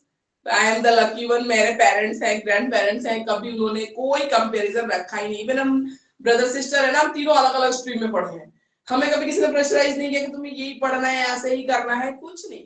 मैं साइंस में बैकग्राउंड से और फिर एजुकेशन में आ गई, फिर मेरा भाई कॉमर्स का है, मेरी सिस्टर आर्ट्स में पढ़ी है, जिसको जो ठीक लगता है उसने वो पढ़ा, कभी भी ना कोई कंपैरिजन रही ना वो रहा। तो मैं तो बहुत फ्रीडम में, और फिर मैं ऐसे रही हूँ बिल्कुल भी। तो मैं तो इसको भी नहीं, अपने बेटे को भी नहीं बोलती, तुमको जो ठीक लगे वो करो, पढ़ो अच्छे से पढ़ो, कॉन्सेप्ट को समझो, है ना, जिससे जो तुम्हारे काम आएगा आगे, तुम्हें पढ़ना है, ग्रो करना है। पर इतना प्रेशर लेके कुछ नहीं करेगा, तुम्हें यही करना है, यही बनना है, ठीक है, जो उसको ठीक लगेगा धीरे धीरे मोल्ड करेंगे हम लोग उसको, बाकी जो उसकी चॉइस होगी वो कर लेगा।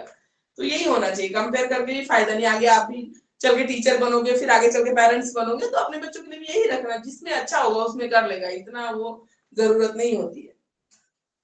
ठीक है, तो कम्युनिटी का इन्फ्लुएंस भी मैटर करता है। ठीक है, तो बच्चे का कैसे ओबीडियंस, ऑनेस्टी, ये सभी तो क्वालिटीज हैं। ठीक है, कैसे बच्चों के साथ वो रह रहा है, ऑनेस्ट है बच्चे, चीट करते हैं बहुत ज्यादा, ठीक है, और आपका बच्चा कर नहीं पा रहा है या फिर वैसा है, ठीक है, और बाकी सब चीटिंग पे चीटिंग, तो रोता धोता वापस ही आ जाएगा, सब तो चीटिंग करते हैं, मेरे को आती नहीं, मैं करता नहीं, ये सब की चीजें होती है ना, कोई भी होते हैं ऑनेस्ट बच्चे, छोटे बच्चे तो ऐसे करते हैं। इन्फ्लुएंस ऑफ प्लेमेट्स, वही हमने बोला बच्चा किसके साथ खेल रहा है, ठीक है, प्लेमेट्स जो है वो कैसे है बच्चे के। Intellectual development, again emotional development को भी इफेक्ट करता है। ठीक है, रिलीजियस इंस्टीट्यूशन, जो भी जिस रिलीजन को बिलीव करता है, जो रिलीजियस जो इंस्टीट्यूशन है वहां पे जाता है, ठीक है, तो बच्चा क्या सीखता है, या उनकी कहानियों से क्या सीखते हैं। रामायण महाभारत है, ठीक है, या जिसका भी जो भी रिलीजन है उससे रिलेटेड कहानियां है, सबके पास अपनी अपनी, तो वो सुनाते हैं, तो उससे भी बच्चा अपना इमोशनल डेवलपमेंट है या अदर एस्पेक्ट्स ऑफ डेवलपमेंट है उसको करने में हेल्प मिलती है। मीन्स ऑफ एंटरटेनमेंट है इंफॉर्मेशन, बच्चे का एंटरटेनमेंट का सोर्स क्या है, बच्चा क्या करता है एंटरटेनमेंट के, तो एज अ पेरेंट कैसी वीडियोस देखता है। बिल्कुल, 1 घंटा अगर स्क्रीन टाइम हमने दे भी रखा है, मैंने दे भी रखा है, तो मुझे पता होना चाहिए वो कौन सा वीडियो देख रहा है। मतलब वीडियोस कुछ में एक बार होता है या 2 बार होता है, वो भी मतलब जो ऐसे concept screen होता है, हाँ, हाँ, चलो। regarding होता है मतलब। हाँ, तो उसमें कोई दिक्कत नहीं है ना, उसमें तो अगर मान लो जैसे कोई साइंस का कॉन्सेप्ट है, बच्चे को नहीं समझ में आ रहा, ईवीएस का कॉन्सेप्ट है, छोटे बच्चों के लिए है या बड़ों के लिए, तो उसका एनिमेटेड वीडियो अगर दिखाओगे तो बच्चा जल्दी ग्रैब कर लेता है। अभी तो फिजिक्स वाला ला रहा है ना, सारे ही कॉन्सेप्ट का 10th तक का सारा एनिमेटेड वीडियो, ठीक है, तो एनिमेटेड वीडियो, तो उसमें बच्चे को जल्दी, अगर हार्ट का मैं सर्कुलेशन समझा रही हूँ छोटे बच्चे को बोर्ड पे ड्रॉ करके, तो 3D नहीं है 2D है, कैसे समझ में आएगा कि 4 चैम्बर है, कैसे वर्क कर रहे हैं। अगर आप उसको एक प्रॉपर एनिमेटेड वीडियो दिखा दो, उसमें चारों चैम्बर्स उसको प्रॉपर पता चलेंगे, आर्टरी कहाँ जा रही है, वेन कहाँ जा रहा है, प्रॉपर पता चलता है, तो उसे उसको ज्यादा समझ में आएगा, तो वो बेनिफिशियल है, उसके लिए कोई दिक्कत नहीं है। पर एंटरटेनमेंट का सोर्स कैसा है, वो ये बच्चा क्या देख रहा है। अब छोटा बच्चा है, वो क्या देखना चाहिए, तो कार्टून देख ले, डिज्नी की मूवीज देख ले, वो अच्छी है ना। मूवीज देखेंगे तो इंग्लिश हिंदी में उनको स्टोरी टेलर्स बन सकते हैं, अच्छी अच्छी स्टोरी बोल सकते हैं, है ना, क्रिएटिविटी आएगी उनके अंदर। अब उसके बदले वो बताओ पढ़ो की तरह इंस्टा का रील चला रहे, उसमें तो कुछ भी फीड आता है, एडल्ट फीड भी आते हैं ना। तो बच्चे का एंटरटेनमेंट का सोर्स क्या है, उस पर नजर रखना बहुत ज्यादा जरूरी है। और मेरी जैसी माँ हो, मैं तो हॉल में, मैं तो फुल वॉल्यूम में देखो जो देख रहे हो, किचन में सुनाई देना चाहिए तुम देख क्या रहे हो। इंडियन मॉम्स हम ऐसे ही होते हैं ना, पता रहेगी, डर लगता है 10 साल का बच्चा है 5th क्लास में, वो क्या देख रहा है मुझे पता होना चाहिए। तो मैं किचन में भी काम कर रही हूँ, मैं लैपटॉप पे काम कर रही हूँ, मुझे पता होना चाहिए देख क्या रहा है। तो हॉल में बैठ के देखते हैं, टीवी पे चलाते हैं, यूट्यूब या जो भी मूवी तुम्हें देखना है, तो मुझे आधे ज्यादा पता होना चाहिए वो क्या देख रहा है। तो ये चीजें तो ध्यान देना जरूरी है बच्चों के उसमें। उसके बाद लोकेलिटी इन्फ्लुएंस, अगेन वही बात आ गई, देखो अभी हमने लोकेलिटी पढ़ लिया, हमने पार्क पढ़ लिया, तो आसपास के नेबरहुड एरियाज की बात हो रही है, अगेन उनका इन्फ्लुएंस कैसा है। सोशियो इकोनॉमिक स्टेटस, तो socio economic status emotional development से कैसे लिंक है, कौन बताना चाहेगा। Socio economic status emotional development से कैसे लिंक है, हम तो इमोशनल डेवलपमेंट की बात कर रहे हैं। कॉन्फिडेंस एक चाइल्ड में, मतलब फाइनेंशियली अगर उसकी सारी बिल्कुल। जरूरतें पूरी होंगी तो वो जितना कॉन्फिडेंट होगा, ठीक है, लोगों से इतनी अच्छे से इंटरेक्ट कर पाएगा, इनफ्eriority एक कॉम्प्लेक्स बात नहीं होता, बिल्कुल कॉन्फिडेंस भी होना चाहिए, मतलब बिल्कुल। मान लो इकोनॉमिक वीक भी है, लेकिन बच्चे में कॉन्फिडेंस है तो वो अच्छे से रिप्रेजेंट बिल्कुल, क्योंकि वैसे क्या होता है कुछ फैमिलीज इकोनॉमिकली वीकर सेक्शन से आते हैं, तो लेकिन पेरेंट्स बच्चे- एजुकेटेड होते हैं, ठीक है, या पढ़ाई के प्रति उनका एक रहता है कि नहीं अगर हम नहीं पढ़े तुम्हारा बच्चा पढ़ेगा, अच्छा वैल्यूज देते हैं, ठीक है ना। तो ये सब चीजों का भी इफेक्ट रहता है, बोलते हैं मल्टीपल फैक्टर है, कोई एक फैक्टर तो है नहीं, ठीक है। पेरेंटल ऑक्यूपेशन, पेरेंट्स कैसी जॉब में है उसमें भी बच्चे का इमोशनल डेवलपमेंट डिपेंड करता है, बिल्कुल। अगर मान लो कि अगर हम लोग टाइम देते हैं अपने बच्चे को, ठीक है, कोई पेरेंट टाइम दे पा रहा है अपने बच्चे को, तो उसका इमोशनल डेवलपमेंट अच्छा है। अगर मदर घर आ रही है और बच्चे से अपनी सारी कहना टीचर, जिसलिए सब बोलते हैं कि टीचिंग जॉब अच्छा है, क्योंकि सबको लगता है कि दोपहर के बाद मदर घर आ जाएगी, ठीक है। और कहीं ना कहीं देखा जाए तो उस टाइम आप अपने बच्चे को टाइम दे पाते हो, जब तक स्कूल में, जब तक आप स्कूल में वो आया आप भी आ गए, है ना। तो उसमें क्या है कि स्कूल में क्या क्या हुआ, अगर बच्चा बात बता रहा है, इमोशनली एक्सप्रेस कर रहा है अपने को, मम्मा मुझे आज गुस्सा आया, आज मुझे अच्छा लगा, मैम ने मेरी तारीफ की, तो अगर आप सुन रहे हो तो वो इमोशनल डेवलपमेंट अच्छा होगा, ऑब्वियसली वो सब कुछ बता पा रहे हैं। और उसको अगर कोई प्रॉब्लम लग रही है, आपको सुनने के बाद कोई दिक्कत लगी कि नहीं बेटा तुम्हें ये नहीं करना चाहिए था, आपको मैम को बताना चाहिए था। इसने बोला होगा कि किसी ने मुझे धक्का दिया, मैंने भी उसको मार दिया, तो हम क्या बोलेंगे कि बेटा धक्का दिया तो तुरंत ही मैम को बताओ, आप ऐसे हाथ नहीं उठाओगे। अच्छी चीजें सिखाएंगे, है ना, अपने बच्चे को, तो इमोशनल डेवलपमेंट उस बच्चे का ज्यादा अच्छा होगा, क्योंकि वो सब कुछ आके अपनी मदर से या फादर मान लो वर्क फ्रॉम होम है, कुछ भी अगर ऐसे टाइम जो भी दे पा रहा है दोनों में से, तो सुन रहा है उसके इमोशंस को, तो वो बहुत अच्छी बात है। कभी कभी होता है मदर फादर दोनों ही 9 to 6 की जॉब में है, फिर दिक्कत आती है, अगर वो बच्चे को टाइम ही नहीं दे पा रहे हैं तो इमोशनल डेवलपमेंट में दिक्कत आती है, ठीक है। साइज ऑफ द फैमिली कैसी है उस पर भी डिपेंड करता है इमोशनल डेवलपमेंट कैसा होगा, ठीक है। अब मदर फादर दो ही लोग हैं और बच्चे को दोनों ही मिलकर डांट रहे हैं, तो उस बच्चे का इमोशनल डेवलपमेंट नहीं होता, क्योंकि दोनों ही फ्रस्ट्रेट हो जाते हैं। वीकेंड में 2 दिन का टाइम मिलता है, फिर उसमें अगर माँ ने किताब खोल लिया और दोनों ही 9 to 6 की जॉब में है और देखा कि बच्चे के इसमें भी नंबर कम आ रहे हैं, इसमें भी वीक जा रहा है, तो फ्रस्ट्रेशन निकलता है अल्टीमेटली बच्चे पे, ठीक है, जो कि बिल्कुल अच्छा नहीं। और एक है पेरेंट जो रेगुलर टाइम दे रहा है, उसका उस बच्चे का इमोशनल डेवलपमेंट, दूसरा जिससे फ्रस्ट्रेट हो कि चिल्ला रहे हैं पेरेंट्स, ठीक है, 2 दिन के टाइम में, उस बच्चे का इमोशनल डेवलपमेंट ऑब्वियसली दोनों का बहुत अलग होगा, ठीक है। बातें छुपाएगा, हाँ, बातें छुपाएगा, ठीक है, डरा हुआ रहेगा, ठीक है, फियर में रहेगा, एंजाइटी फाड़ देगा उस बंदे को, हाँ, कुछ भी स्ट्रेस दिखाना बंद कर देगा पेरेंट्स को, ठीक है, डर में रहेगा, तो वो फर्क पड़ता है उस चीज का। ग्रुप इन्फ्लुएंस, अगर वही आ गया बच्चा कैसे ग्रुप में, या प्लेमेट्स की हमने बात की, यहाँ ग्रुप की बात कर रहे हैं, बच्चा कैसे वहाँ प्लेमेट्स में, स्पेशली आपको खेल वाले पार्टनर्स की बात कर रही है, यहाँ ग्रुप इन्फ्लुएंस में स्कूल में भी जो ग्रुप होते हैं बच्चों के जो आपस में लिंक होते हैं उनकी भी बात करनी है। अदर फैक्टर्स में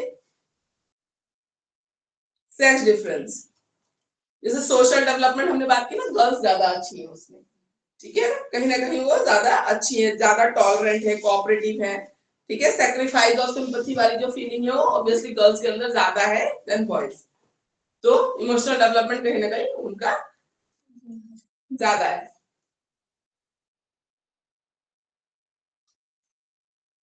तो हमने देखा फिजिकल, मेंटल,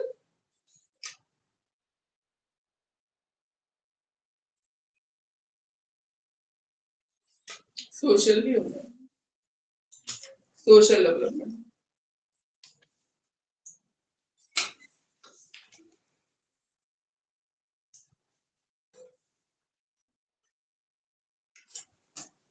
सोशल डेवलपमेंट में भी ना मोस्टली यही चीजें रहने वाली है, ठीक है। तो ये आप खुद भी पढ़ सकते हो, समझ में आ गया ना आपको कि पढ़ना कैसे है, ठीक है। सर तो हमें पूछना है, जैसे टॉपिक वाइज नहीं है इसमें, तो क्वेश्चंस है, क्वेश्चंस के अकॉर्डिंग आंसर देना। एक क्वेश्चन होता है टॉपिक होता है, फिर उसमें टर्म्स, टॉपिक के लिए ना, लास्ट में क्वेश्चंस होते हैं। टॉपिक के लिए सिलेबस है हमारा, वहां से हम देखेंगे और करेंगे, उसमें सारे डेवलपमेंट्स आते हैं। मैं टॉपिक वाइज ही करा रही हूँ आपको, ठीक है ना। लेकिन अब वो घर पे जाके मैं समझिए, आप सिलेबस निकाल लो उसके लिए। सिलेबस सिलेबस कहाँ से? इसमें उसमें है दिखाना, उसमें होगा आगे फ्रंट पेज में सिलेबस होता है।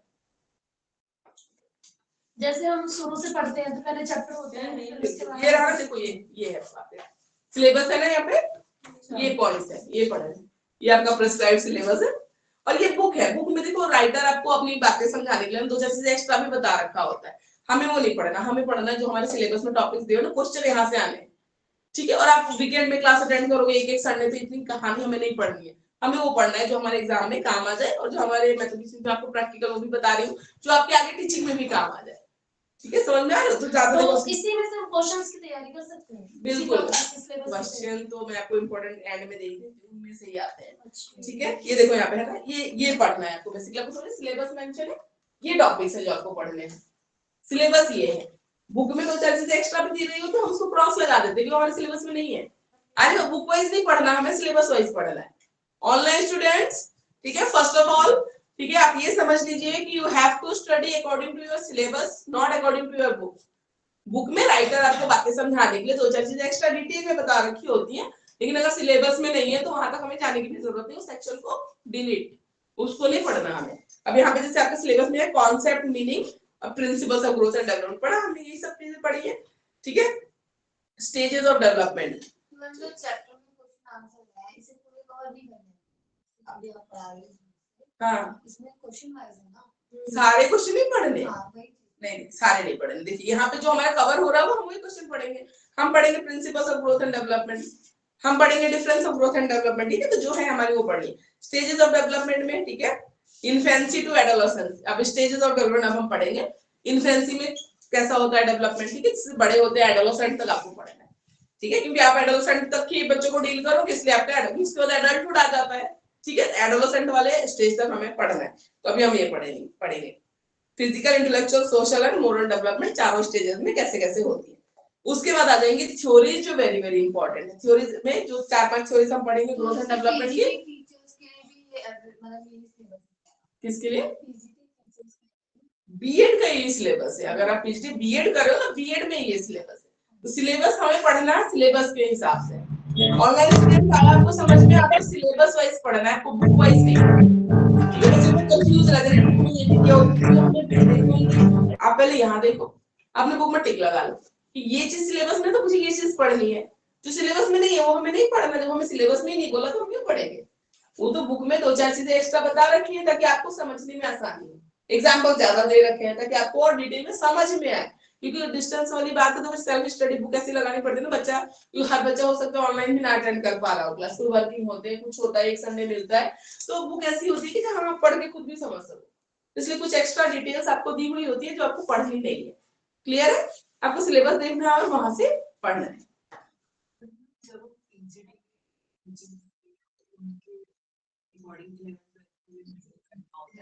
तो एडोलेसेंट में ही तो है वो,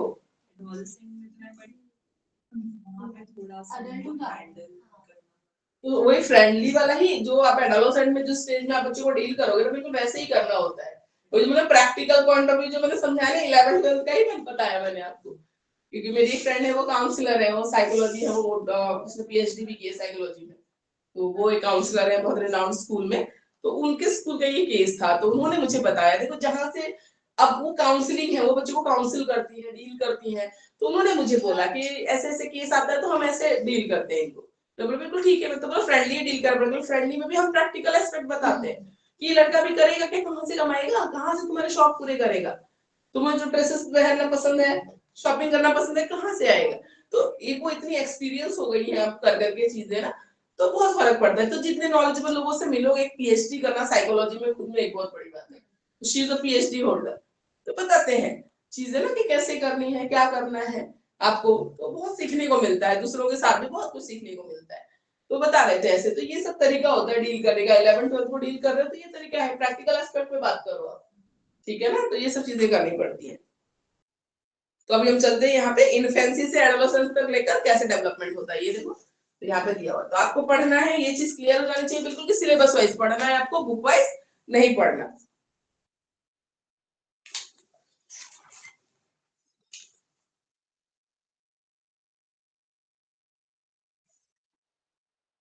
इन्फेंसी में कैसे होता है, ठीक है? यहाँ पे देखो, या आपकी बुक में अलग पेज नंबर होगा। इन्फेंसी पीरियड देखो, फिर हम चाइल्डहुड देखेंगे, फिर एडोलेसेंट देखेंगे।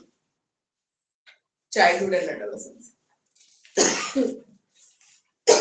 और एक क्वेश्चन एडोलेसेंस का फिक्स है, जैसे आता है बहुत सारी यूनिवर्सिटीज में क्वेश्चन आता है, स्टेटमेंट आती है basically, adolescence is a stage of, ठीक है, स्ट्रेस एंड स्टॉर्म, ठीक है, explain it and how a teacher can help the student in this stage.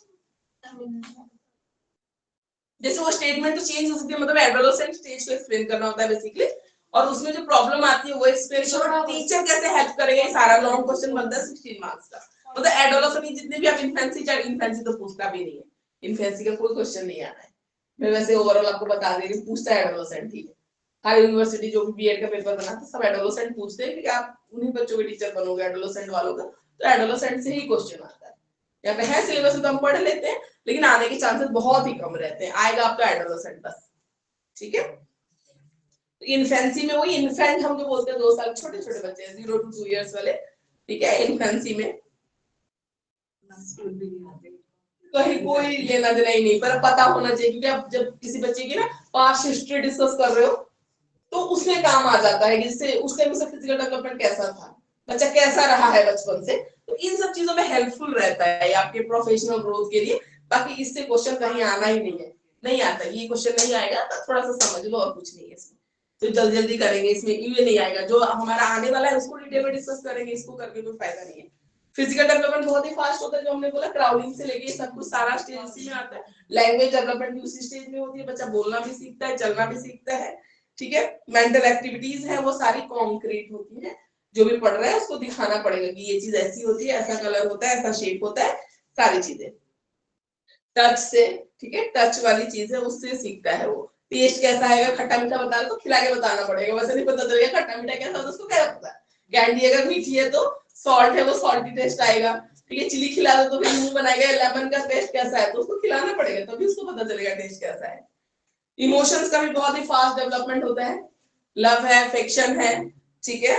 गुस्सा भी हो जाते हैं, जेलस भी हो जाते हैं, दूसरा बेबी आ जाता है तो उसको घसीट के नीचे कर दो, ठीक है, कि नहीं मम्मा के पास तो मैं ही सोऊंगा, तो ये सारी चीजें उनमें होती है इन्फेंसी में।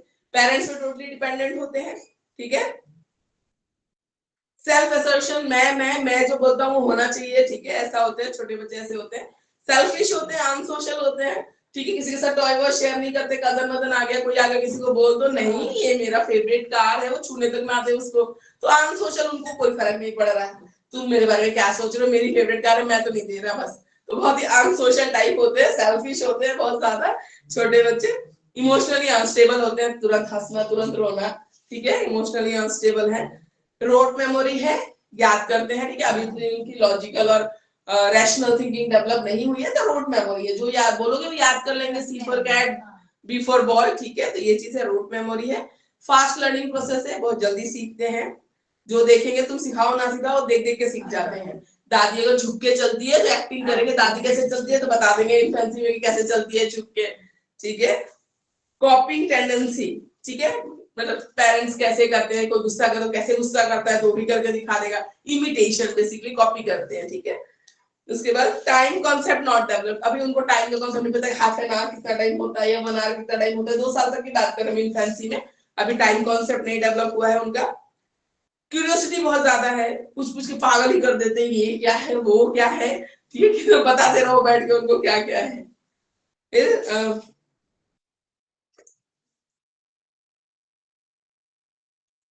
सेक्स टेंडेंसी में ये होता है कि जैसे गर्ल चाइल्ड है ज्यादातर अपने पापा से अटैच होती है, बॉय होते हैं ज्यादा अपने मम्मा से अटैच होते हैं, तो ये होता है। उसके बाद डेवलपमेंट ऑफ इमेजिनेशन, ठीक है, इमेजिनेशन से फुल होते हैं बच्चे, बहुत इमेजिन करते हैं चीजों को कि प्लांट अगर चल रहा होगा, बोल रहा होगा, इस टाइप के इमेजिनेशन, ठीक है। तो कहानियों में सुनते हैं हम, छोटे बच्चों को सुनाते हैं। प्लेइंग हैबिट्स होती है, खेलना पसंद करते हैं। टेंडेंसी ऑफ रिपीटिंग, रिपीट करते हैं चीजों को, एक बात को बोला तो फिर रिपीट करते हैं। लेक ऑफ मोरालिटी, कोई मोरालिटी नहीं है इनमें, सही गलत बोलता है, कोई लेना देना नहीं है, जो इनके लिए ठीक है वो कर लेंगे। छोटे बच्चे हैं 2 साल के, उनको क्या पता सही क्या है गलत क्या है, ठीक है। फीलिंग ऑफ सेल्फ अटैचमेंट, अपने आप से बहुत ज्यादा अटैच रहते हैं।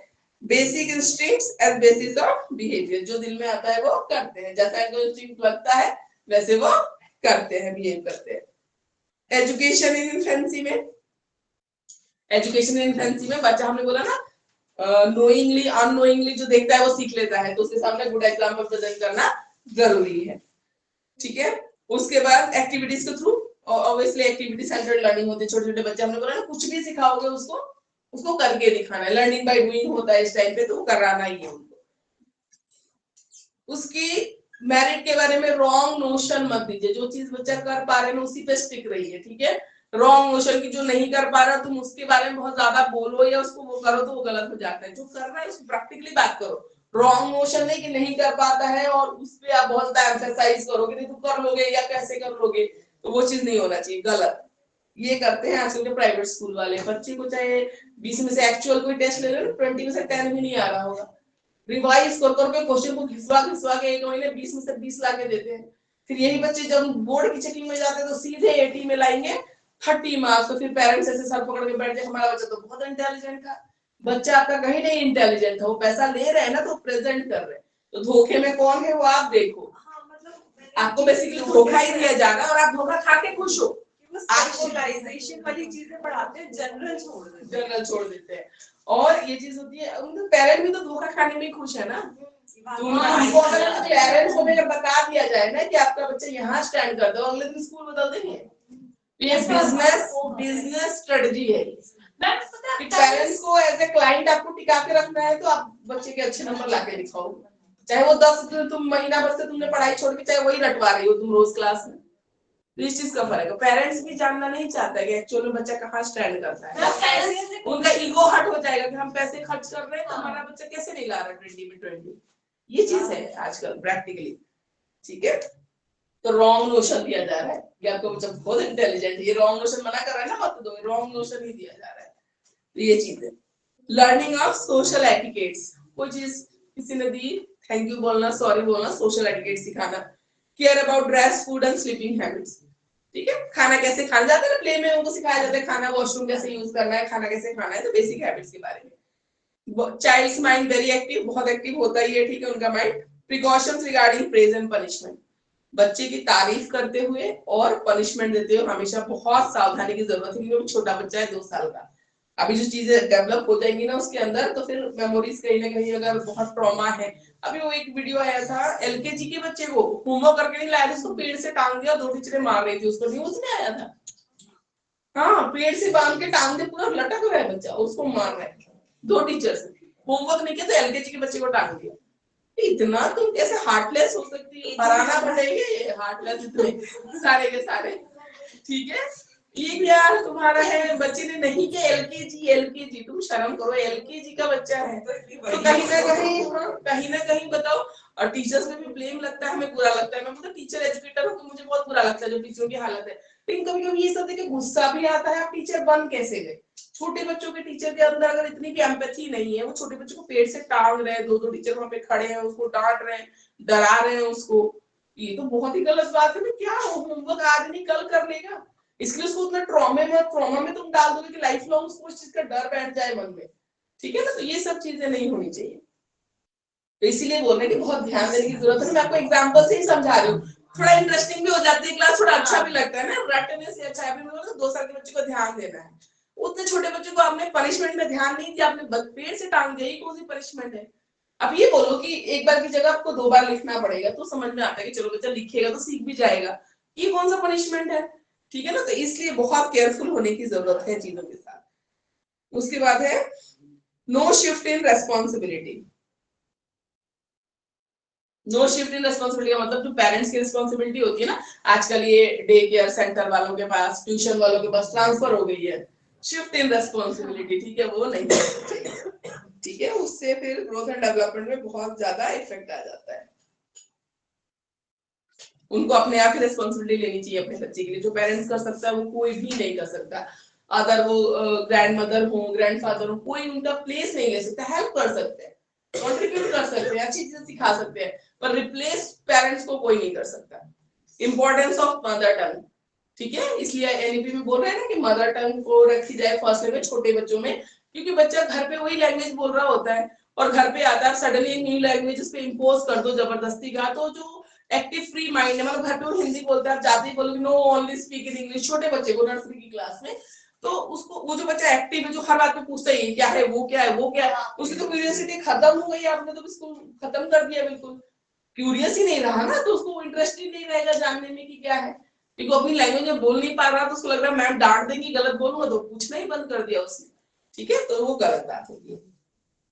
एस्थेटिक सेंस, अगर कोई चीज गंदी है, ठीक है, कोई चीज अच्छी है, किसी ने अच्छी ड्रेस पहनी है, कोई वेल ड्रेस्ड है, उसकी तारीफ करना, बुरे को बुरा बोलना, या ये गंदी है, गंदा है, डर्टी है, ठीक है, तो एस्थेटिक सेंस यहीं से डेवलप कराया जाता है बच्चे को, ताकि आगे चल के नेचर में है, आपके आसपास है, जो ब्यूटी हो, अच्छाई हो, उसको अप्रिशिएट करना सीखो, ये भी एक आपकी पर्सनालिटी का एस्पेक्ट होता है ना, ऐसे कुछ पॉजिटिव वाइब्स मिलती है, ठीक है, आप स्कूल में गए, किसी ने आपको बोला आप ज्वाइन कर लो, किसी ने आपको बोला कि अरे आपने तो बहुत अच्छी साड़ी पहनी है, आपका दिन वैसे ही बन जाएगा, अच्छा लगेगा, ऐसे ब्यूटी को अप्रिशिएट करना, अच्छाई को अप्रिशिएट करना, वो भी अच्छी बात है, देखा और अपना चलते बने, हमें तो क्या मतलब दुनिया से, ठीक है ना, उससे अच्छा करो, कुछ अच्छा दिख रहा है तो करो, उसकी तारीफ क्या जा रहा है, तुम्हारा कुछ भी नहीं जाएगा, सामने वाले का दिन बन जाएगा, उनको अच्छा लगेगा, तो ब्यूटी को अप्रिशिएट करना, एस्थेटिक जो सेंस होता है, तो बचपन से वो सिखाया जाना चाहिए, ठीक है, कि नहीं कि हमारे पेरेंट्स जैसे अच्छा खाना हो तो एक रोटी ज्यादा खा लेंगे, लेकिन ये नहीं बोलना कि खाना अच्छा बना है,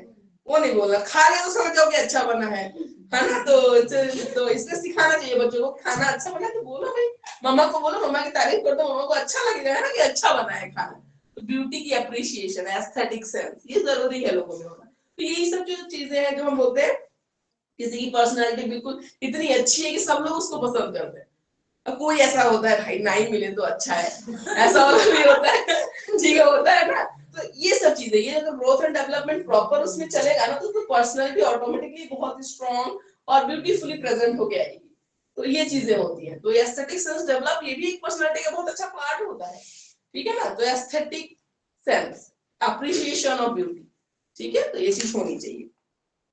उसके बाद children are critics of parents, ठीक है, बच्चे करते हैं ये, आपने गलत कर दिया, आपने ऐसे कर दिया, कि तुम उसको बोलोगे तो वो भी तुम्हें बोलेगा, है ना, ऐसे करते हैं, और फिर अपने आप ही करेंगे वो भी, जैसे करता देखेंगे वैसे करेंगे, क्रिटिक्स तो है, बोल देंगे पर करेंगे वही, अननोइंगली अननोइंगली हमने बोला ना, अभी देखना ये होता है हर जगह, कि जो चीज आपको अपने पेरेंट में नहीं पसंद होगी ना, बच्चों में ऐसा लगता है कि अरे ऐसे क्यों करते हैं, कोई बोलता है पापा ऐसे क्यों करते हैं या मम्मी ऐसे क्यों करती है, तुम्हें बाद में पता चलेगा ओ माय गॉड मैं तो वैसे ही बिहेव करना मैंने शुरू कर दिया है और तुम्हें रियलाइज भी नहीं होता है, तो ये चीज होती है, नोइंगली अननोइंगली आप कहीं ना कहीं, ठीक है, मानते ना मानते भी उन चीजों को फॉलो करते रहते हो या ऐसा करते हो। फ्रेंड्स बहुत ज्यादा फ्रेंडली होते हैं, ठीक है, फ्रेंड्स बनाना पसंद करते हैं और बहुत ज्यादा क्यूरियस होते हैं, तो आज हम इनफेंसी पे छोड़ते हैं, ठीक है, नेक्स्ट हम चाइल्डहुड एडोलेसेंस जो इंपॉर्टेंट है वो करेंगे, तो आज तक आपका रहेगा, जितना कराया मैंने उसको रीड करिए और सिलेबस देख के पढ़ो, ठीक है, आपको बुक देख के नहीं पढ़ना, okay, thank you for attending the class.